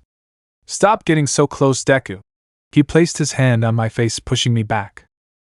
"You have big hands," I said, a bit muffled as he moved his hand from my face. "Maybe you just have a small face, He laughed a bit, flicking my forehead. Hey, that's not very nice." I pouted, rubbing my forehead. He shrugged, looking away. "Learn boundaries, nerd." "If anyone is a nerd here, it's you," I mumbled. "Excuse me?" He looked at me, leaning closer. "I'm hardly a nerd," his red orbs piercing through my green ones. "You act like one," I whispered. "Huh?" he exclaimed, grabbing me by the chin gently. "How do I act like a nerd?" He teased, pulling me closer. "Why you?" I stared at him, blushing. "We're so close, he's joking with me, it's new. I don't. I can't speak. I won." He grinned, letting me go, moving away. You get flustered so easily, he teased, laughing. It's your fault, I whined, covering my face with his cape. That's the point. Nerd. Humph. You're no fair. Why do you tease me? I looked away, crossing my arms. You teased me first, and because of your reactions. That's too honest. I glanced at him. I have no response. And my what? I mumbled. Your shy reactions. It's. He thought for a second. Different, they're funny. That sounded more like a question. After a few awkward silent minutes passed, he started a conversation about the princesses that have stayed, and then we began talking about that next one that should come and stay in his room for a few days. The next one is named Riragiros, and I'm hoping she's nice like the last two. Time passed as Kaken brought up a question. I didn't know the answer to it. When's your heat? He stared at me. He was so blunt with it too. But I also haven't had my heat yet. I've never really thought about it either. And my heat? I don't know. I don't think I've ever really have had one yet. I looked down, fidgeting with my fingers. What if my heat starts randomly? I'd get in so much trouble. I don't know what it's like being in heat. I've never had to worry about it, but I'm an Omega working for an Alpha. He would put me somewhere away from him for a few days, maybe away from everyone? The dungeon? I don't. I felt as he grabbed my shoulder firmly. I was pulled from my thoughts as I looked at him. I need you to calm down, please. Your pheromones are going crazy right now. No need to stress about it. My pheromones? Did I release? Calm down, Deku. It's okay if you do go into heat. I'll have you stay in a different room, and if you were to go into heat, it's unlikely for you to react to my scent, considering we're not mates. Got that? That's true, huh? No matter how much I think about it, us being together couldn't ever happen. I'm a servant, and I'm not even likely to be his mate, and if I were, it's just wrong for a servant and prince to get together. Let alone would anyone allow marriage. Even if Kaken were to treat me wonderfully, he'll still get married to some other Omega. Kaken lifted my chin gently, looking at me. I didn't mean for the question to be awkward, but your pheromones keep releasing, whether they're good or bad. I just thought your heat might be near. You can smell my pheromones? I stare at him. He nodded. Alphas can determine anyone's pheromones, while Omegas can sense other Omegas and or their mates. Which is often and always an Alpha. I'm sorry, I'll try and keep them under control. I was never really taught how they work. I didn't really have an education. I mumbled, fidgeting with his cape. Kaken sighed. You're going to have to figure out how. I won't touch you, but it'll be annoying for you if you can't get it under control. I don't even know if I'll go into heat, so I'm sure I'll be fine. I mumbled. You're 16, right? Kaken sighed. How have you not been in heat yet? I shrugged. I really didn't know the answer. It could be because I'm unhealthy and I'd been in an unhealthy state for such a long time. I glanced up at Kaken, looking at him. I think I know why I haven't gone in heat yet. I mumbled. Because when an Omega goes in heat, it means they're ready to breed mate, right? I glanced away. Yeah? What about that? He asked, laying back against the grass. It may be because I'm not very healthy, so I don't go in heat because my body wouldn't be able to handle an offspring, I concluded. Kaken glanced at me with a solemn expression. But I think that's okay. No, he sat up, growling some. That's not okay. Being unhealthy isn't okay. I know you're not healthy, but to the point where it stops your heat. That's really not okay. He furrowed his brows and looked away. But me going in heat would be an issue for you and myself, so it'll be fine. I mumbled. No, because you're unhealthy and thinking like that is even worse. Forget about the heat part right now. The fact that you've been starving yourself is why. Why do that? What's the point? He glared at me. I looked down. I could eat on a normal basis. I just don't. I always forget, or I decide not to. I put Kaken's health before mine, all the time. I never feel like eating either. I work and sleep, and that's pretty much it. Even the thought of eating doesn't often cross my mind. I shrugged, looking down. It's not on purpose, I whispered, laying on my side, looking at the grass below us. I felt his eyes stare at the back of my head. I heard as he sighed. If you don't start eating properly, I'll make you. Got that? I nodded softly, curling up under his cape. It's warm, and his cape it kinda big for me. His scent is relaxing. If I can smell his scent, is it just his smell? Or his leftover pheromones on it? If it's his pheromones, doesn't that make me his mate? If I were his mate, if I want to be his mate, he doesn't need a princess. If I were still living as a prince, I'd be here in place for the selection. But would he pick me is the real question. I closed my eyes, keeping warm under his cape. I was pulled from my thoughts as the wind picked up. It began getting colder. I peeked my head out from under the cape, looking up. The sky had been getting darker as clouds hovered over. I went to look over at Kaken, but he wasn't there. I quickly sat up, looking around. Kaken? I stood slowly, keeping the cape around myself. I walked around the area, but he wasn't around. Maybe he went back. Did I upset him that much? He was the one to bring the question up, and I just answered what I thought. I didn't even hear him get up either. I slowly walk out of the tree-clustered area and towards the castle. Kaken's little hideout area is a little far from the kingdom as well. I sigh, keeping his cape around myself as the wind continues to pick up. And then a droplet of water hits my face. I glance up as it begins to drizzle. Out of all days to rain, it's one where I'm not inside. I sigh and take Kaken's cape off of myself and fold it gently. He probably wouldn't want it getting wet, so I'll just hold it right now. After a few minutes of walking, I began to run as the rain fell faster.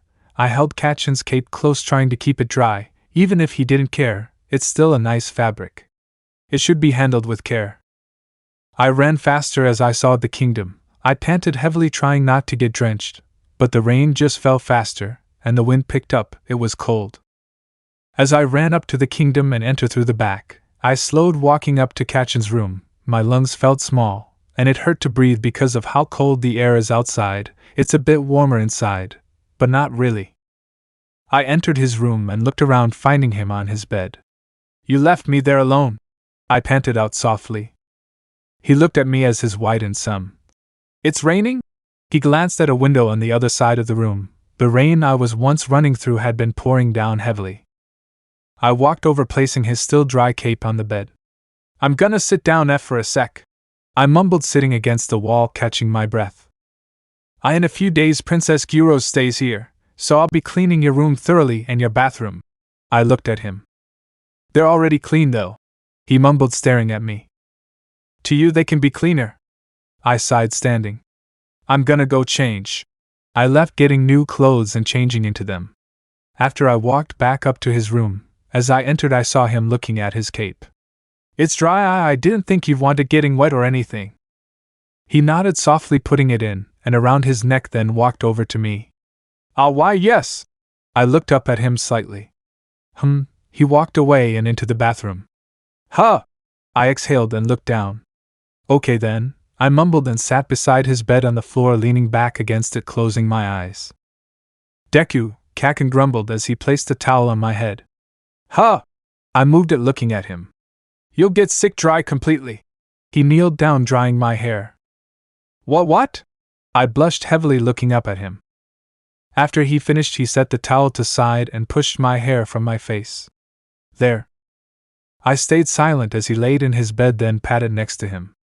"You wanna rest up here again?" he mumbled. It wasn't very audible. He's not very good at communicating nicely. He either mumbles or yells. He's not very rational either. Although lately it's not as bad. I nodded and walked around to the other side, laying down.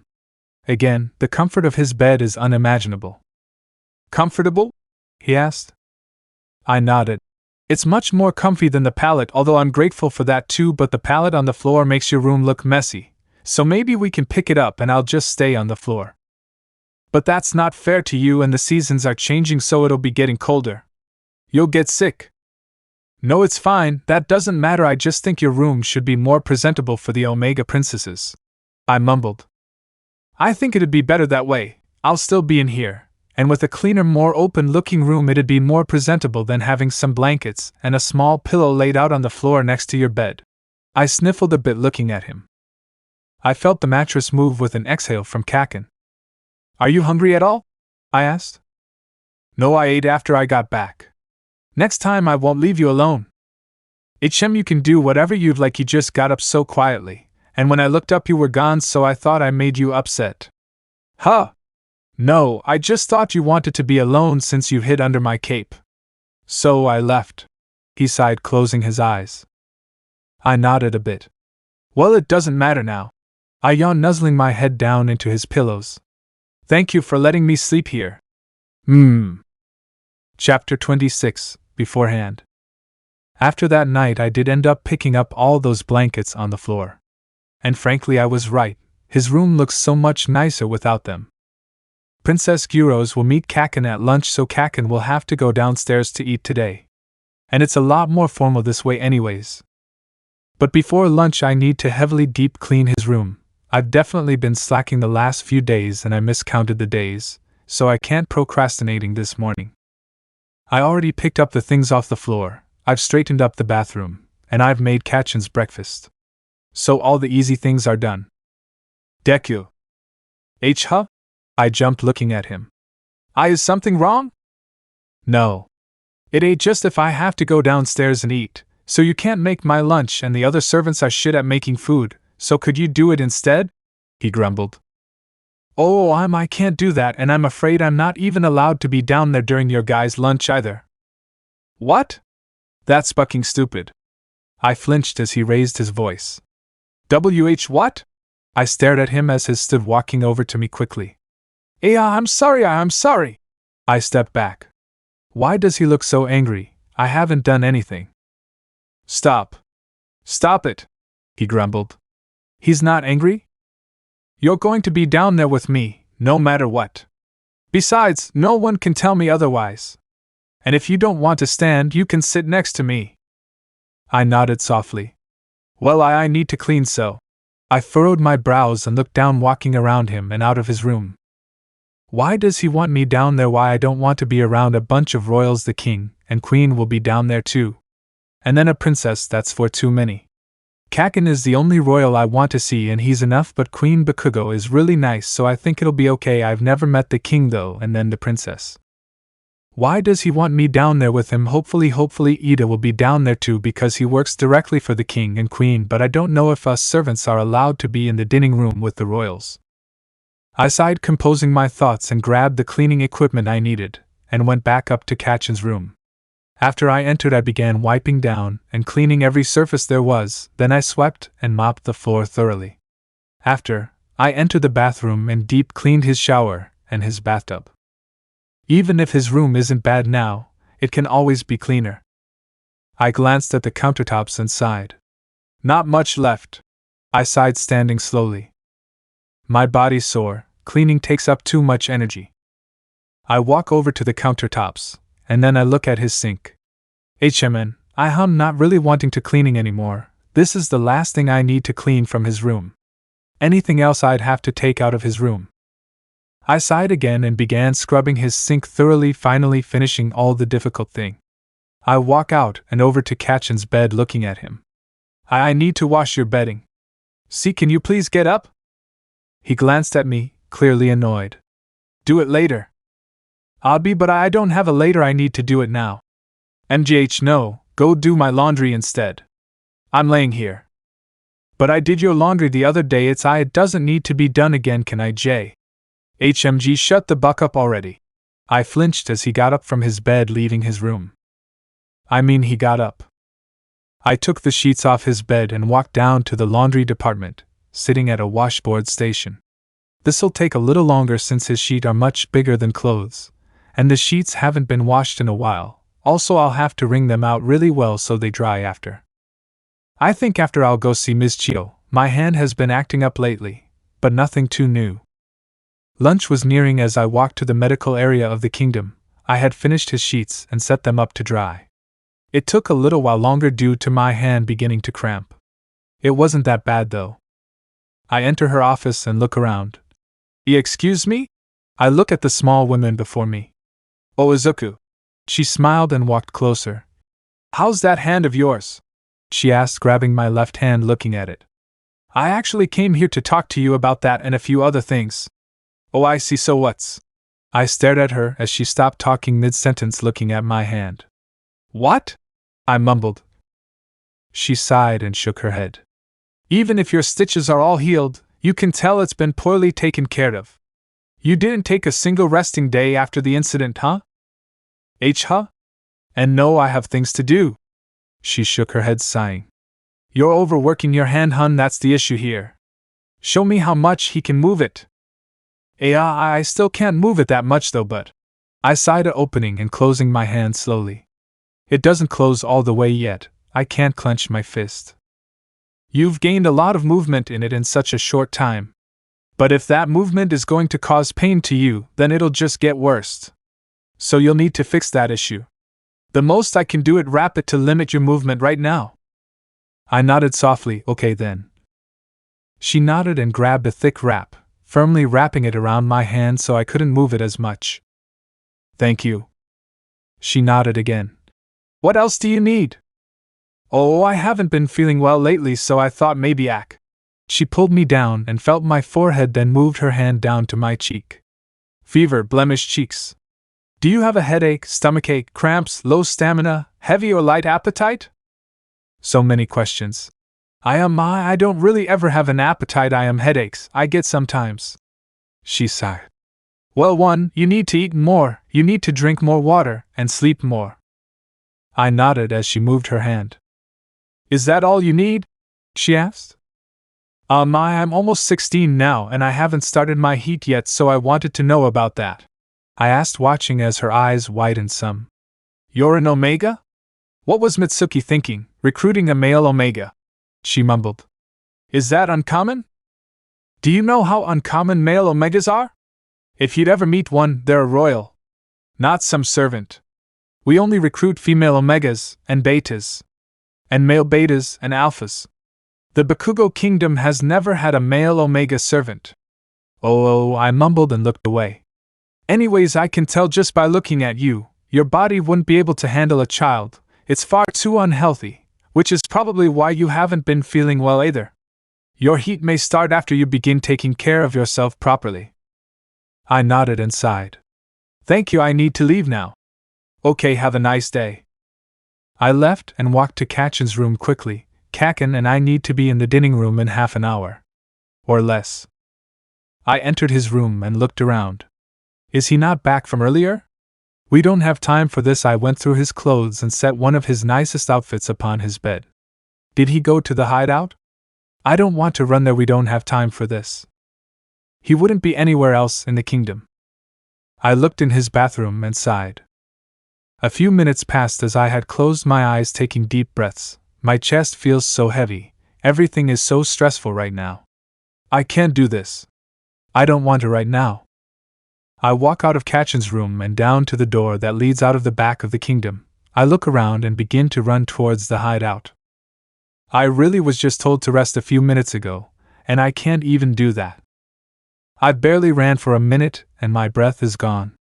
Omegas aren't meant for this type of exercise. Or any of that matter. I ran faster, trying to keep my breathing under control. After a few minutes I ran up to the hideout, walking through the cluster of trees. I look around to find a sleeping Kakin. I pant heavily, kneeling to him. Kakin! I shook him gently as he woke up. Why are you here? Bucking, leave. Go back to the kingdom and change, you have to meet the princess. Is it about to start?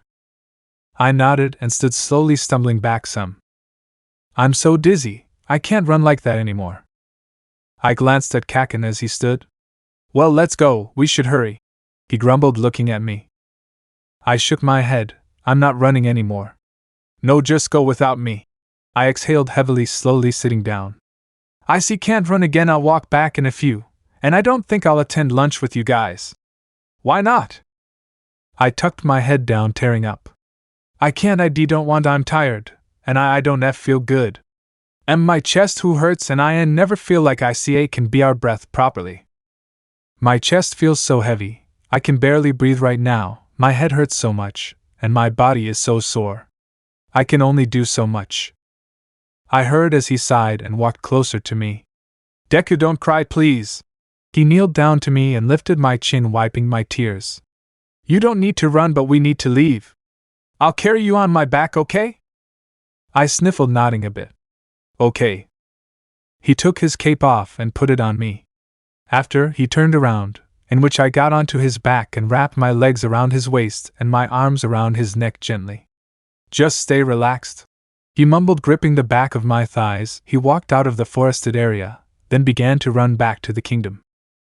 My eyes widened as I quickly tucked my head into his neck. He's so fast. Alphas run so quickly. I tightened my arms and legs around, feeling as the wind rushed against us, still not slowing him down. I nuzzled my head down further against his neck, relaxing. I'm safe right now, that's the feeling his scent gives off to me. It makes me feel safe. They're so calm right now. You can tell so much about someone when they release their scent. Like right now, Kaken is calm and comfortable right now. His scent smells sweetest when he's calm. I like it. We got back to the kingdom, but Kaken didn't put me down. He walked all the way up to his room with me still on his back. He hasn't said a single thing either.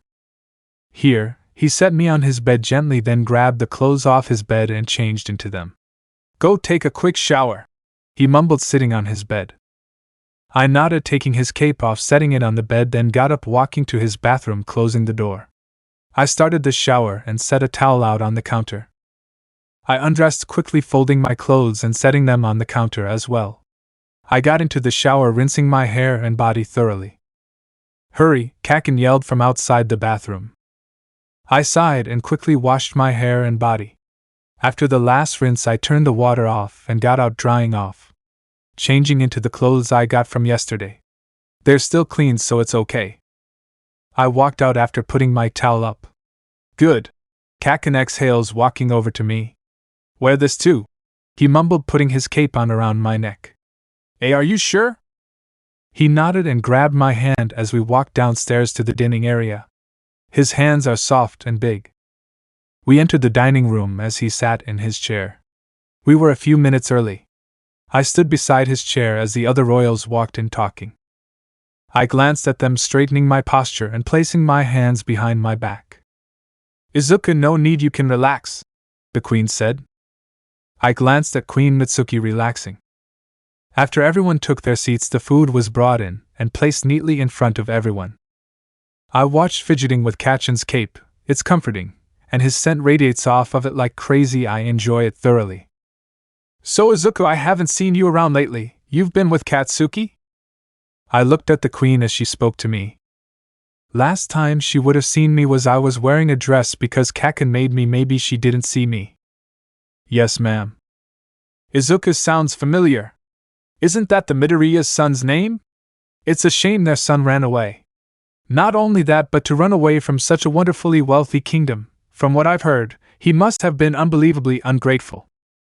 I tensed, glancing at the princess. Rumors, but why'd she have to say it like that? Mitsuki laughed, clearing the topic.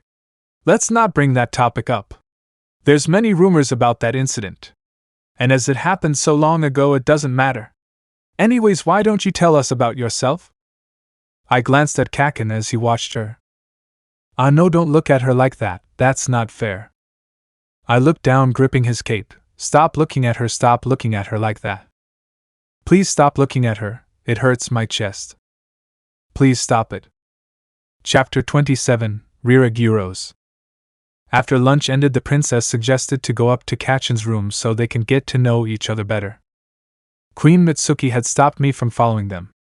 Izuku, can I speak with you? I looked at her and nodded as we walked to a separate room. Why, yes, your Highness, I mumbled, bowing my head a bit. Oh, hun, you don't need to do that, she said, lifting my head. And you can drop the formalities, they aren't needed, okay? I nodded a bit, looking down. SOWH, what do you need? You've been working for Katsuki, yeah? I nodded a bit, looking up. Has he been well? I nodded again. How has his temper been? I shrugged a bit. He only gets annoyed sometimes, he doesn't yell at me anymore, and he's been a lot nicer. I can tell. Huh! I looked at her as we made eye contact. She laughed. You're wearing his cape. He never lets anyone touch it, not even me. I nodded. He's very sensitive with it, I mumbled. He trusts you a lot. Have you been staying in his room? I haven't seen you around lately. I nodded again. I spend a lot of my time with him and working for him. I only come down if I'm grabbing cleaning equipment, doing his laundry, or cooking for him. I often do it when the other servants or maids leave because they're not very nice. I explained. I see. How has he been with the princesses? Oh, they don't stay very long. He doesn't ever match their interests, and they think he's a little too aggressive. I looked down, fidgeting with the cape again. I see. Katsuki doesn't tell me these things, so that's why I'm asking you. Okay. If you don't mind, I'd like for you to give me reports on how he's doing with the princesses. There may be complications if he doesn't pick one, but we'll fix that if it does happen. I nodded again. I guess I'll take my leave then, if that's all you need. I mumbled, stepping back. Okay, Izuku, have a good day, hun. She then left after, as I walked up to his room. I took a deep breath before entering Kachin's room. I slowly opened the door as look at the two talking about his books and things they enjoy. I hate that wiry they getting along, it makes my chest ache. Kakin looked up at me. After you make us dinner, I'm gonna head out for a few, okay? W with her? I asked. No. It'll just be you two tonight. I have things I need to do, he grumbled, going back to talking to the princess. I nodded and sat by the wall waiting for some type of order. It never came. A few hours passed as they still seemed to get along. Although she only seemed to be agreeing with him, she's learned things he likes, and just says she likes the same things, attempting to relate it's bothering me, and he hasn't picked up on it yet. Deku, come here real quick. I looked over at him and stood walking over. Why, yes. Oh, dinner is nearing. Is there anything specific you'd guys like? Oh, have you ever heard of stir fry? The princess asked as I nodded. We should have that tonight. I love stir fry. She smiled, looking at Kakin then at me. I nodded a bit, stepping back. Is he only cooking for us? Do you guys eat in the dining room? No. I always eat in here, and yes, he's my personal servant. He does everything for me, but he's a great chef, so don't worry about anything, Kakin concluded. I'll be back with the food, I mumbled, leaving.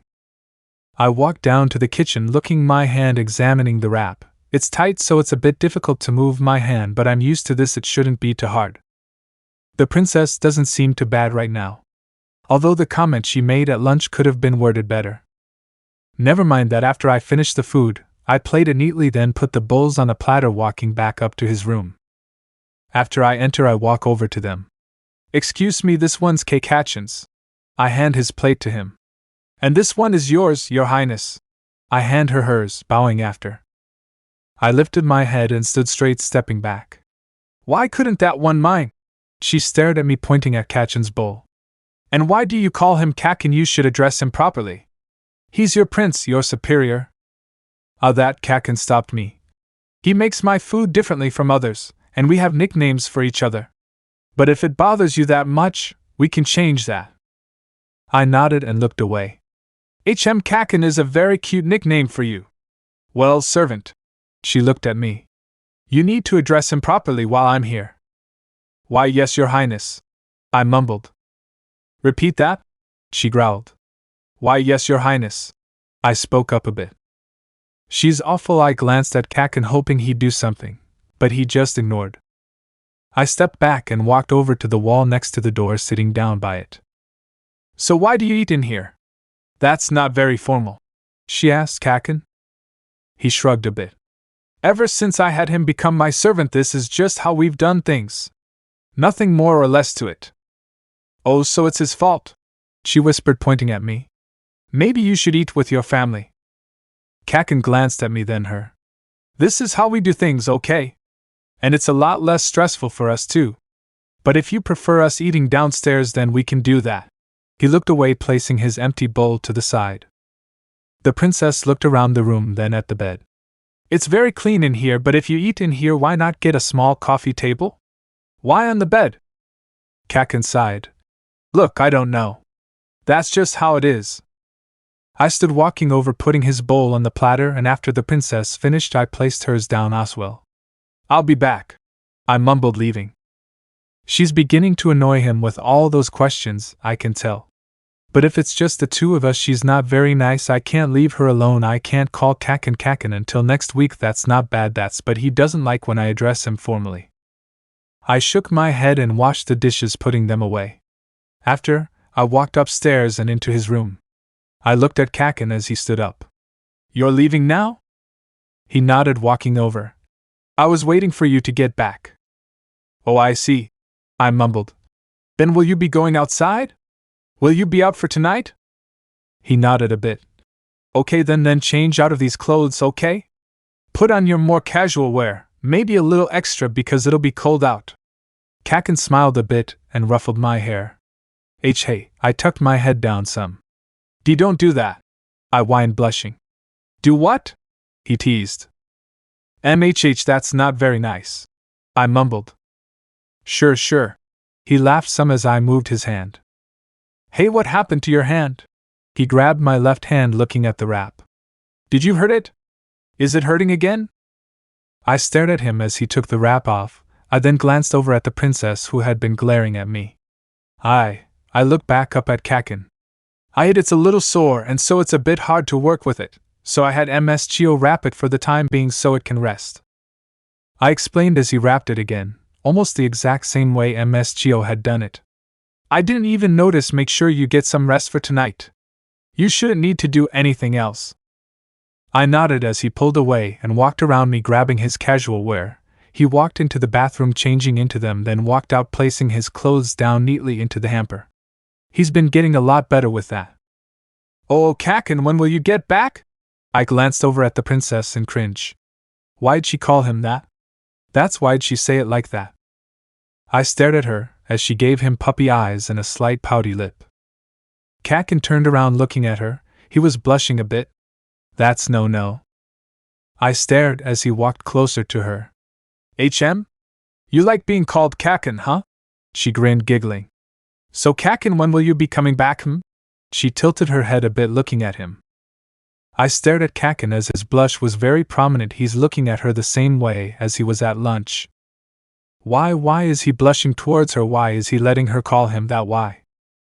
My chest hurts, it feels so tight I can't breathe. He doesn't look at me that way, I'll let alone blush when I call him Kaken. That's why. Is she any different? What makes her different? I looked down, closing my eyes. That's my nickname for him. Why is she using it? Why is he reacting that way to her? It's not fair. I fidget with his cape, wrapping it tightly around me. He doesn't need her, he doesn't need a princess. All he needs is me. I'm good enough. I want to be good enough. Why can't I be good enough? I picked my head up quickly after being pulled out of thoughts.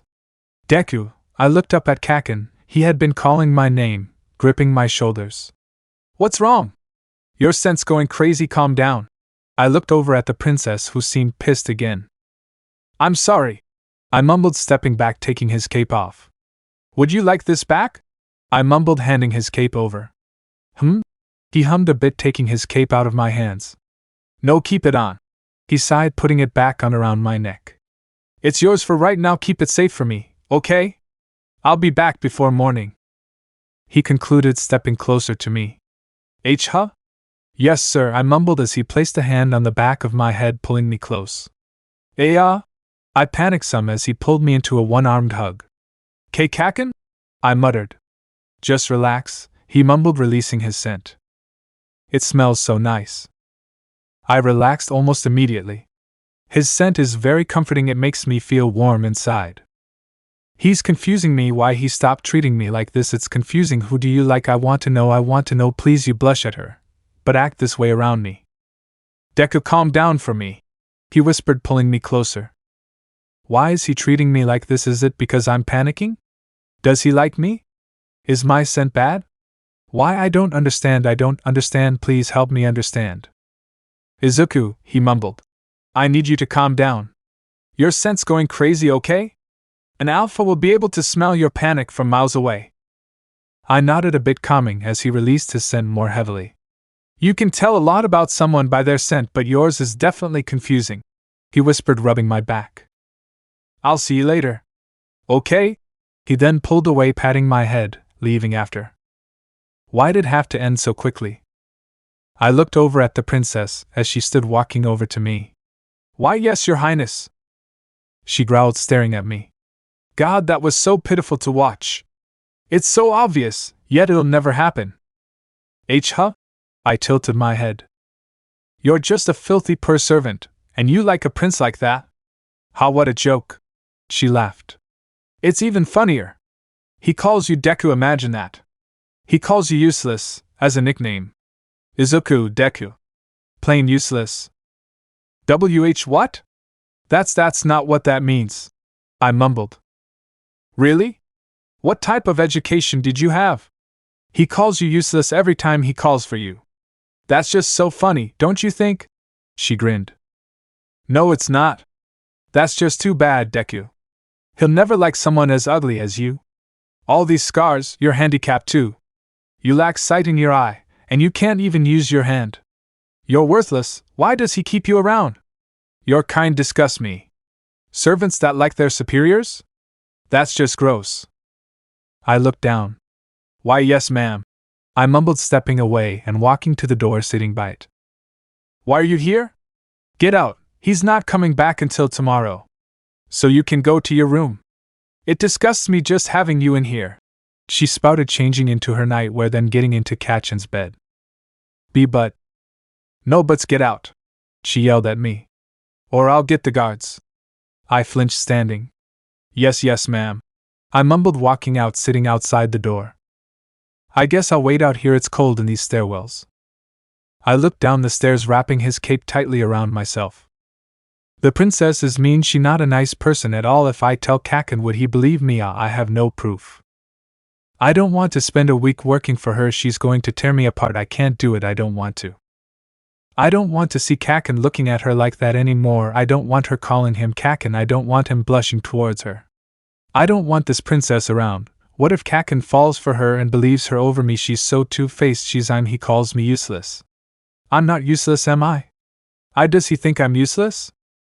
After all I've done for him? No and no, because he wouldn't treat me the way he does. He said the meaning of the nickname doesn't matter. Why does all this make my chest hurt? I can't handle all of this. Chapter 28, Riragura's 2. I had fallen asleep at the top of the stairs, wrapped up in Kachin's cape. It keeps me warm, and it smells nice. As I slowly opened my eyes, I had felt a slight tugging of my hair. I hummed a bit, sitting up. Okay, Kaken? I looked at him, moving closer. Kaken, I mumbled, leaning against him. Deku, why are you sleeping here? He sighed, pulling me close. She didn't want me in there, she said. She was uncomfortable. I mumbled. Really? He asked, running his fingers through my hair. I hummed a bit, closing my eyes again. Yes, she threatened to get the guards if I didn't leave. Kaken sighed. It must have been cold here, huh? I nodded a bit as he stood holding me in a princess-style-like manner. I'll be a little busy this week, but I'll be here today and tomorrow, okay? You shouldn't have to sleep in the stairwell, that's not fair to you. It's okay. I sniffled. It doesn't matter. I sniffled again, my nose is stuffy. Kaken entered the room as I laid my head against his chest. I'm still so tired, I'm just happy Kachin's back. Oh, Kaken, you're back already? Her voice is annoying.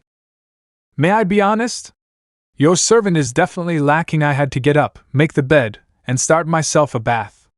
All that by myself, can you believe that, Kaken? She complained. Oh? Why are you holding him like that? Don't you think he should walk on his own? She asked. Everything you did this morning was the result of your actions last night. He grumbled, placing me on his side of the bed. Deku, you can sleep in for now, the princess and I will be going downstairs to eat. Okay? I glanced at him, nodding a bit. Oki, come back though. I mumbled, yawning a bit. I watched as he chuckled. I will, so sleep. Excuse me? Why are you ignoring me? And it's early morning, he should be up, and ready, and treating me properly. Kaken sighed again. Calm down, he growled. I have low patience for someone that treats Izuku with disrespect. Not only did you kick him out last night, but made him sleep in the stairwell. He'll get sick like that. Now stop being ungrateful and live with it. The things you did this morning were the result of your actions before. How? And then I didn't make him sleep in the stairwell, he should have gone back to his room, that was his decision. Your servant is telling lies. She yelled. Is that so? I glanced up at Kaken. He's angry. Yes, he's lying to you. She yelled. He doesn't have his own room. This is his room, he's sleeping here. Keep acting up and I'll send you home. I won't tolerate a hitch. He finished off, changing into more formal wear. But why does he stay in here? He's just some servant, she mumbled, walking over to him. I'm done answering your dumb questions. Let's go downstairs, he grumbled. I'll be back, Deku. After they left, leaving me behind. She really tried to justify herself after interrupting me last night. Kaisen stood up for me, and he's letting me sleep in his bed again. I smiled to myself, curling up, tucking my head into his sheets. His smell is wonderful, I love it. After a few minutes I fell asleep, another wonderful sleep.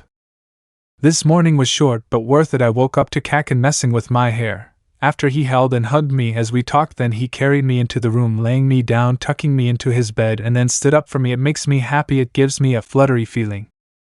A few days passed as the princess still decided to stay despite Kachen's short temper towards her. The only thing that'd catch him off guard is when she'd call him Kaisen. She'd say it in a weird seductive voice which always made him blush. She'd always tease him too. It's annoying, I hate it. They had left for breakfast a few hours ago. I haven't really been doing anything now that they go downstairs to eat. Although after Kaisen and the princess leave, he lets me rest in his bed, which is what I'm doing right now. I'm laying curled up on his side of the bed. His bed is much more comfortable than the floor. I listened as the door opened and the two walked into the room talking.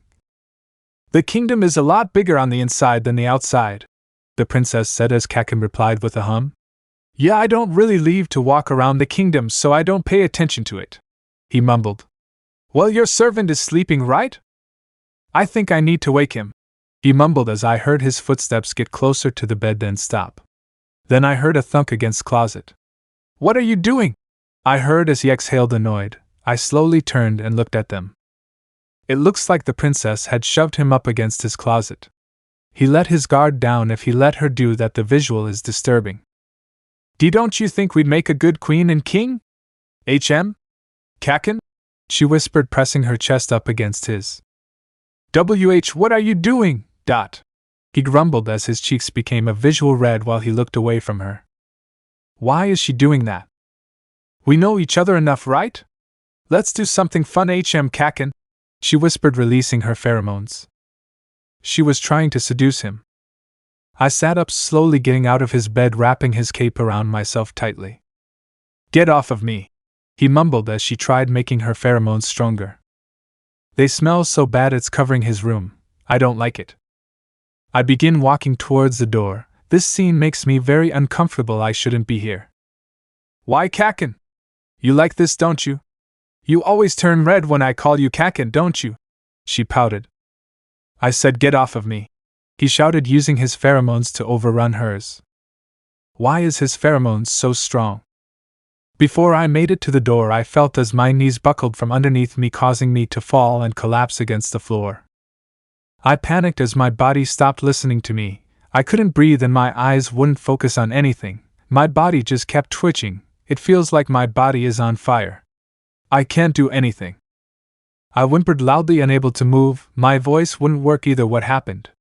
What is this? What's happening? Why is it affecting me? Deku, I heard as Kaisen yelled, kneeling to me. I tried looking at him, but I can't. What happened? What, how? I listened as he panicked. I heard as the princess laughed. You really just did that to him. Funny how he reacted, but I didn't.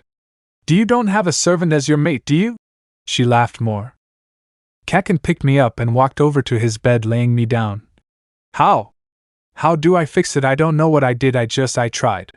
You tried doing that to me? The princess laughed again. Stop laughing, this isn't funny, he growled. I glanced at him, but my vision was blurry. I tried to take deep breaths. It feels like I'm suffocating. I gasped a bit, tearing up. He did this? Alphas are strong, I can't do anything. My tears rolled down my cheeks. I'm sorry, Izuku, I didn't mean to. You really don't know what you did, although you tried doing it to me? The princess remarked. I know what I tried doing, I don't know why it's affecting him so badly, he yelled, picking me up again as my body twitched. The princess sighed and walked over, placing her hands on my face. Then she moved them to my neck and then my chest. He needs to see your nurse. He's not breathing right. You're too aggressive. she sighed.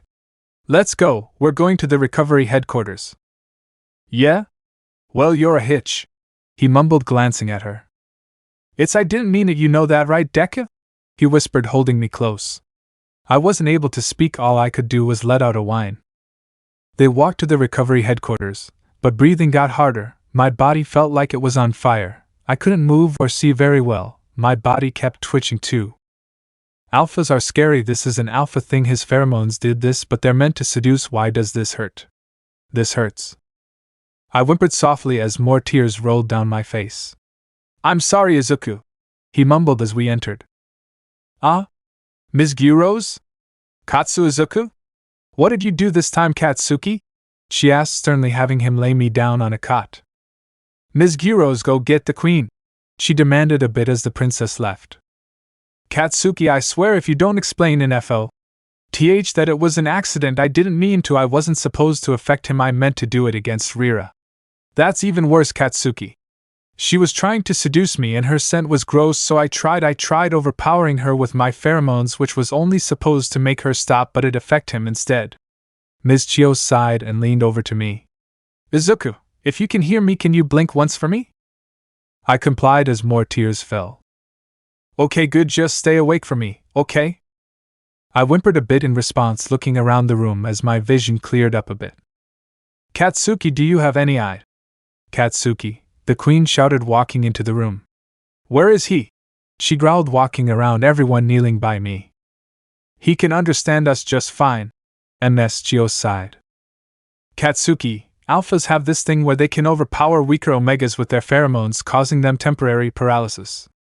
They also have something called alpha voice, meaning if you say something in a certain tone it can cause them again temporary paralysis, or it can make them completely obey you.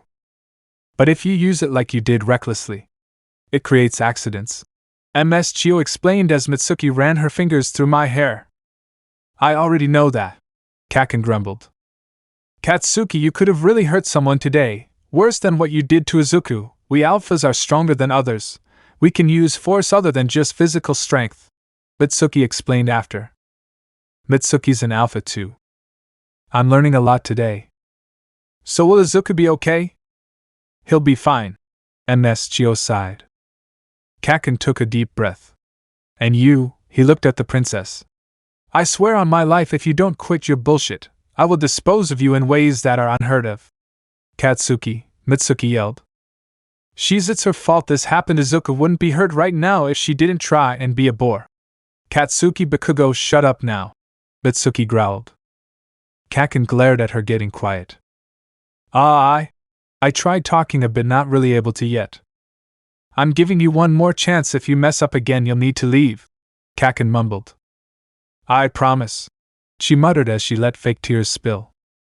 Izuku, just rest, you should only be like this for a few more minutes. Mitsuki then got up and left. Ms. Chio then grabbed a cold rag, laying it on my head. This also partially happened because he's so weak his body is barely even able to handle its own pheromones. His body has been waiting to go in heat and it's unable to. He's also been unwell lately, so just overall releasing such a heavy amount of pheromones around him was a bad idea. I understand he's been unwell? Like he's ill? Kaken asked. Yes. He still has a fever, and he gets headaches often. You're working him too hard. But he never told me he was sick, and he hasn't done anything the past few days but run baths for Rira. I get it, stop yelling, she sighed. I groaned a bit, shifting my body. I can move a little. I exhaled softly and slowly sat up. I look at Ms. Chio. I think I'm okay now, I mumbled, standing slowly. I'm sorry for wasting everyone's time, I'm alright now. I need to know what you were feeling when he used that type of force on you. It wasn't intentional, it was an accident, but I paused, sitting down. My body felt like it was burning, my vision had gotten super blurry. I couldn't move at all except my eyes, and I couldn't talk either, that's pretty much it. Nothing else? Ms. Chio asked. Oh well, I couldn't breathe, it was really hard, I had to think about breathing, and I had to do it myself then subconsciously, and my body wasn't listening to me, so it was hard. I concluded, standing again. Let's go upstairs now, I mumbled, walking out. I don't want to be in there a second longer. I'm fine now, and what happened can be forgotten now. I glanced over as the princess caught up to me. Hey! Stop being a slut towards Kaken. It's pathetic. I mumbled, walking faster up to his room. She really makes me angry. I want her gone. Chapter 29, Riraguros 3. Kaken and I talked about the current princess here, Riraguros. He doesn't like her around, she's two-faced and acts very spoiled. But he's trying to let them stay the full week before losing his temper with them. Which makes sense, that's the whole idea, but the last couple never stayed around very long. Ms. Guros hasn't been clinging on to Kaken lately, but she still attempts to tease him. It doesn't work anymore though, and it makes her angry. Kaken and I have addressed the issue to Mitsuki, meaning after these last 2 days we won't have anything to do with the Guros family again.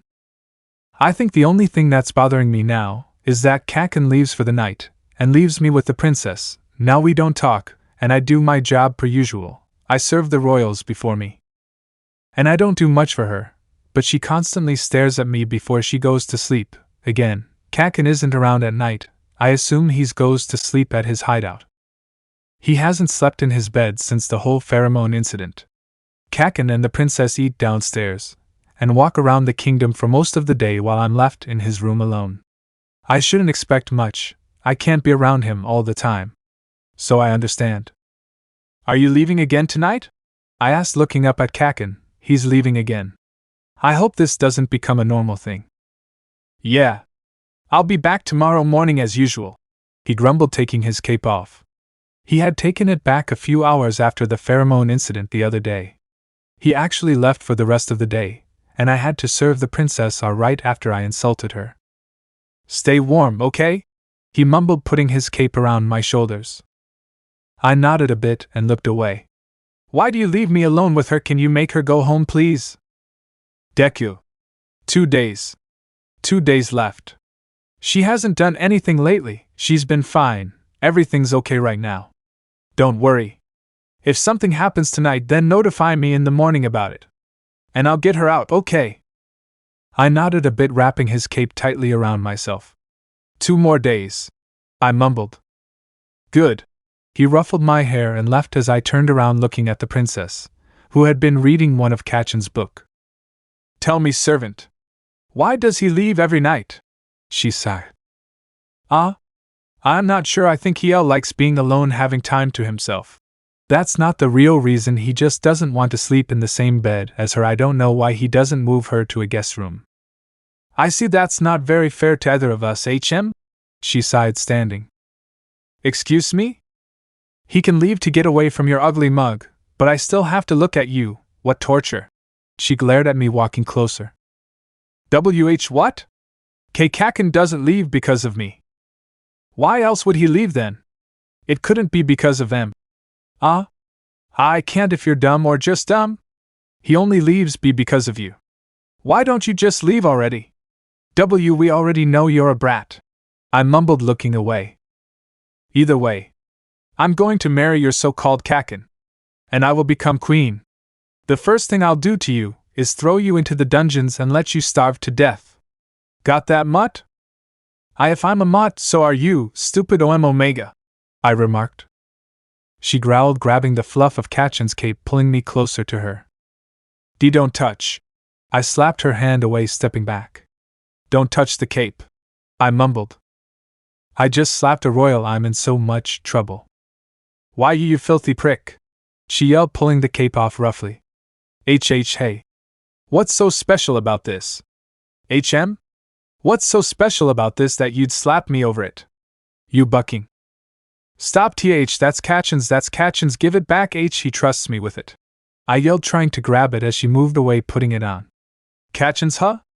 Well, it'll be mine soon after I marry him. Maybe I should get used to wearing it, yeah? She looked at me, grinning. And no, he'll never marry someone else like you, and now give it back, he's gonna get mad at us. Us? You mean you? Only you? For slapping a royal like me? He literally doesn't even care about you, and now give the cape back or else he'll be angry. She growled, stepping closer to me, grabbing the neck of my shirt. Why do you look down on me? I'm not a servant like you. I'm a royal. Us royals are the reason you're alive right now. Look up to your superiors. You got that? Your ugly mug makes me gag. She pushed me back a bit, then stepped closer, backhanding me. I tensed, covering my face. Get down on your knees, she demanded. Excuse me? Get down. On your knees, she shouted as I moved down to my knees. Pathetic, she mumbled, looking down at me. You'd look so much better behind bars, yeah? She grinned. Huh? What? Why are you? I tensed as she grabbed my shirt, dragging me out of the room just before the stairwell. God. You're so light it's pathetic, just skin and bones, huh? Hopefully they aren't as brittle as they are pathetic. Hey, I stood quickly as she grabbed my hair. The guards will question you. Not if I make it look like an accident, no? She grinned. Hopefully this kills you. No kingdom needs someone as pathetic as you. It's a bad imagine, she whispered as her grin fades. She stared at me for a few seconds, letting her eyes build fake tears. What are? She then let out a blood-curdling scream, pushing me down the stairwell. My eyes widened as my head took the first hit against the stairs, IHNG. It didn't knock me out, but by the time I finished tumbling down the stairs, the guards came rushing over. My vision was fuzzy as I felt a liquid spill from my head. I glanced over a bit. Even if my vision was fuzzy, I could tell that it was blood. There had been blood pooling around my head. My body ached all over. I couldn't move, whether it was because I was in shock, or because something was broken. I'm in shock. I'm not in pain right now. I'm sore, but not in pain. Something feels out of place. What's out of place? Things are twisted in ways they shouldn't. All I did was tumble a few flight of stairs. What do? I need Kaisen. One of the guards picked me up as the princess came running down the stairs, her fake tears streaming down her face. I'm so sorry, it was an accident, I'm sorry, she cried out. He tried touching me, he tried violating me, it was just defense, I didn't mean to. The guards looked like they understood, and the one holding me roughly tossed me over his shoulder as they walked down an unfamiliar hallway. She really got away with that, but where are they taking me? I looked around a bit as they opened a metal door, then closed it, walking down a new flight of stairs. Are they taking me to the dungeons?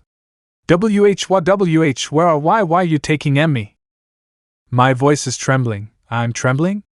Since when? Servants like you are worse than scum. A guest, a royal, what was someone as lowly as you thinking? Your type of people deserve to be punished. The guard holding me mumbled as they walked along a large hallway. I looked around, seeing many people in cages, people of low status mainly. I heard as they opened one of the cages, tossing me in. HNG. Have fun, kid. People like you won't be tolerated. Learn your place or die. You can choose. He grumbled, slamming the door shut, locking it. This isn't happening. This isn't actually happening, is it? WHYD Kaisen leave. WHYD he leave. WHYD he leave? We could have moved her to a different room. Who cares if it's disrespectful? She's even more disrespectful. She doesn't deserve her title. She doesn't deserve anything. Nothing. She deserves nothing, not even a spoon. What if Kaisen doesn't get back in the morning? What if the princess lies about where I am? Kaisen won't be able to find me. I'll be trapped. I'll die here. I don't want to. My eyes watered as tears spilled over. I tried sitting up slowly, but I was now starting to feel the pain as it came in waves. Why am I calming down now? Everything's starting to hurt. All I did was tumble. I blinked a few times, looking at my right arm. My shoulder's dislocated. I can't move my left ankle, it's swollen. My left wrist is swollen. My head is throbbing. My neck is aching. I can't feel my chest right now, but breathing is difficult. My back is sore, and the right side of my hip is throbbing. Nothing broken. Nothing's broken, I don't think. I'm just a little bonked and bruised, that's all. I can't really see anything. It's so dark and cold down here.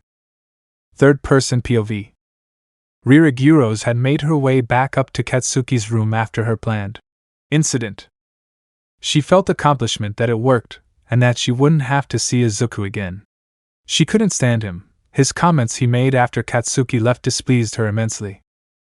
She had already thought of what she'd tell Katsuki in the morning. No doubt he'd be angry. Katsuki couldn't stand the thought of this princess being disrespectful towards Izuku. Just the visual pissed him off. Morning had came around as Katsuki came back up to his room, looking around for Izuku. "Ochaco, you're back," Rira yelled in a fairly excited voice. "Stop calling me that. Now where's Deku?" Katsuki sighed, annoyed, looking around the room, then in the bathroom. "The servant? I don't know, he wasn't here when I woke up. I think he left after I fell asleep," she mumbled, looking away. Katsuki stared at her. "Is that bucking so?" he grumbled, walking over to her, taking his cape off of her. "Where the buck is Izuku?" he growled as she tensed, panicking. She had thought she had this planned out. But she was in fact wrong. "I don't know why you're scaring me, please stop. He just left last night after saying bye." Katsuki laughed, not some joyful laugh, a laugh filled with anger and annoyance. "You're changing the story. Why do you have my cape? Why is it not on his shoulders? He wouldn't just leave without it. You're lying. Is pathetic. Now where is he?"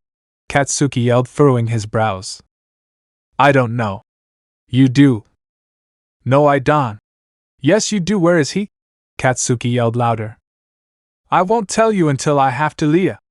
"Then you're leaving now," he growled, quickly grabbing her items and shoving them in her suitcase.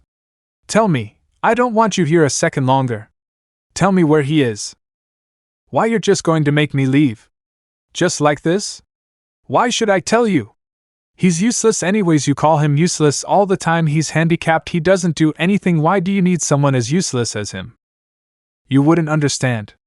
And if you won't tell me, then I'll just find him.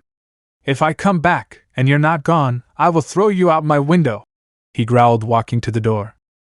"He's just a servant. He's a filthy male Omega. Who wants one of those around? Why do you want to keep someone so disgusting around? I don't understand," she mumbled, grabbing her suitcase. "Best of luck. I hope your carriage crashes on your way back," Katsuki mumbled, slamming his door, quickly walking down the stairwell. He went by the dining room first, to see his parents. "Where's Izuku? Is he with you guys?" Katsuki looked at them, almost desperately. "Huh? No, hun, what happened to him?" Mitsuki looked at her panicked son. Why you? That stupid Hitch did something with him, and won't tell me," he yelled, walking out, looking throughout the kingdom, asking different servants and maids whether they had seen anything last night, but nothing. He had spent most of the day walking around asking about. It's unlike him to be fixated on something like so. But this was driving him up the walls. To be so long without his Omega angered him. What angered him more is that some of the maids had mentioned cleaning a pool of blood before the stairwell by his room. He began walking to the guards' headquarters. He opened the doors roughly. "Green-haired, short, freckled Omega servant, where is he?" he yelled, looking at the guards who had been getting ready to clock out for the night. Everyone looked at each other until one spoke up. "Scared eye? The pervert one?" "He's not a pervert. Where is he?" "Your Highness, calm down. He's been taken into custody due to violating the princess. Your princess is fine. I don't give a shit about that Hitch. I want my servant back. Now give me the keys to his cell," he shouted, stomping over to the guard. "I'm afraid I can't do that, Your Highness. He did something unforgivable. You know what happens to people with low status violating two rules of this kingdom. He should know better." All the other guards had backed away, seeing how angry the prince grew over some servant. "You have it all wrong. He didn't do anything. Now give me the keys," he yelled. "I order you to give me the keys. I can't do that. I order you to give me the keys, or else you'll end up in the dungeon. Got that?" He glared at the guard before him. "Give 'em now," he growled as the guard handing him the keys to Izuku's cell. Katsuki quickly ran out of the headquarters and down a dark hallway, opening the door to the stairwell that lead far down under the kingdom. Katsuki had never had to enter such an area before, but now he had a reason. Katsuki ran down the stairwell and down the dark, frozen, and old hallway, glancing at each cell. Whether it be dark or not, Katsuki just attempted to follow Izuku's dull, distressed scent. It had been harder to pick up upstairs due to all the others. But once closer to the Omega, it was easier to pick up. "Izuku." Let me know in the comments below if you guys want the next part. Also check out my other video that has been shown and left. Thank you for watching. If you enjoyed this video please like and share this video. And have a fantastic day. Bye.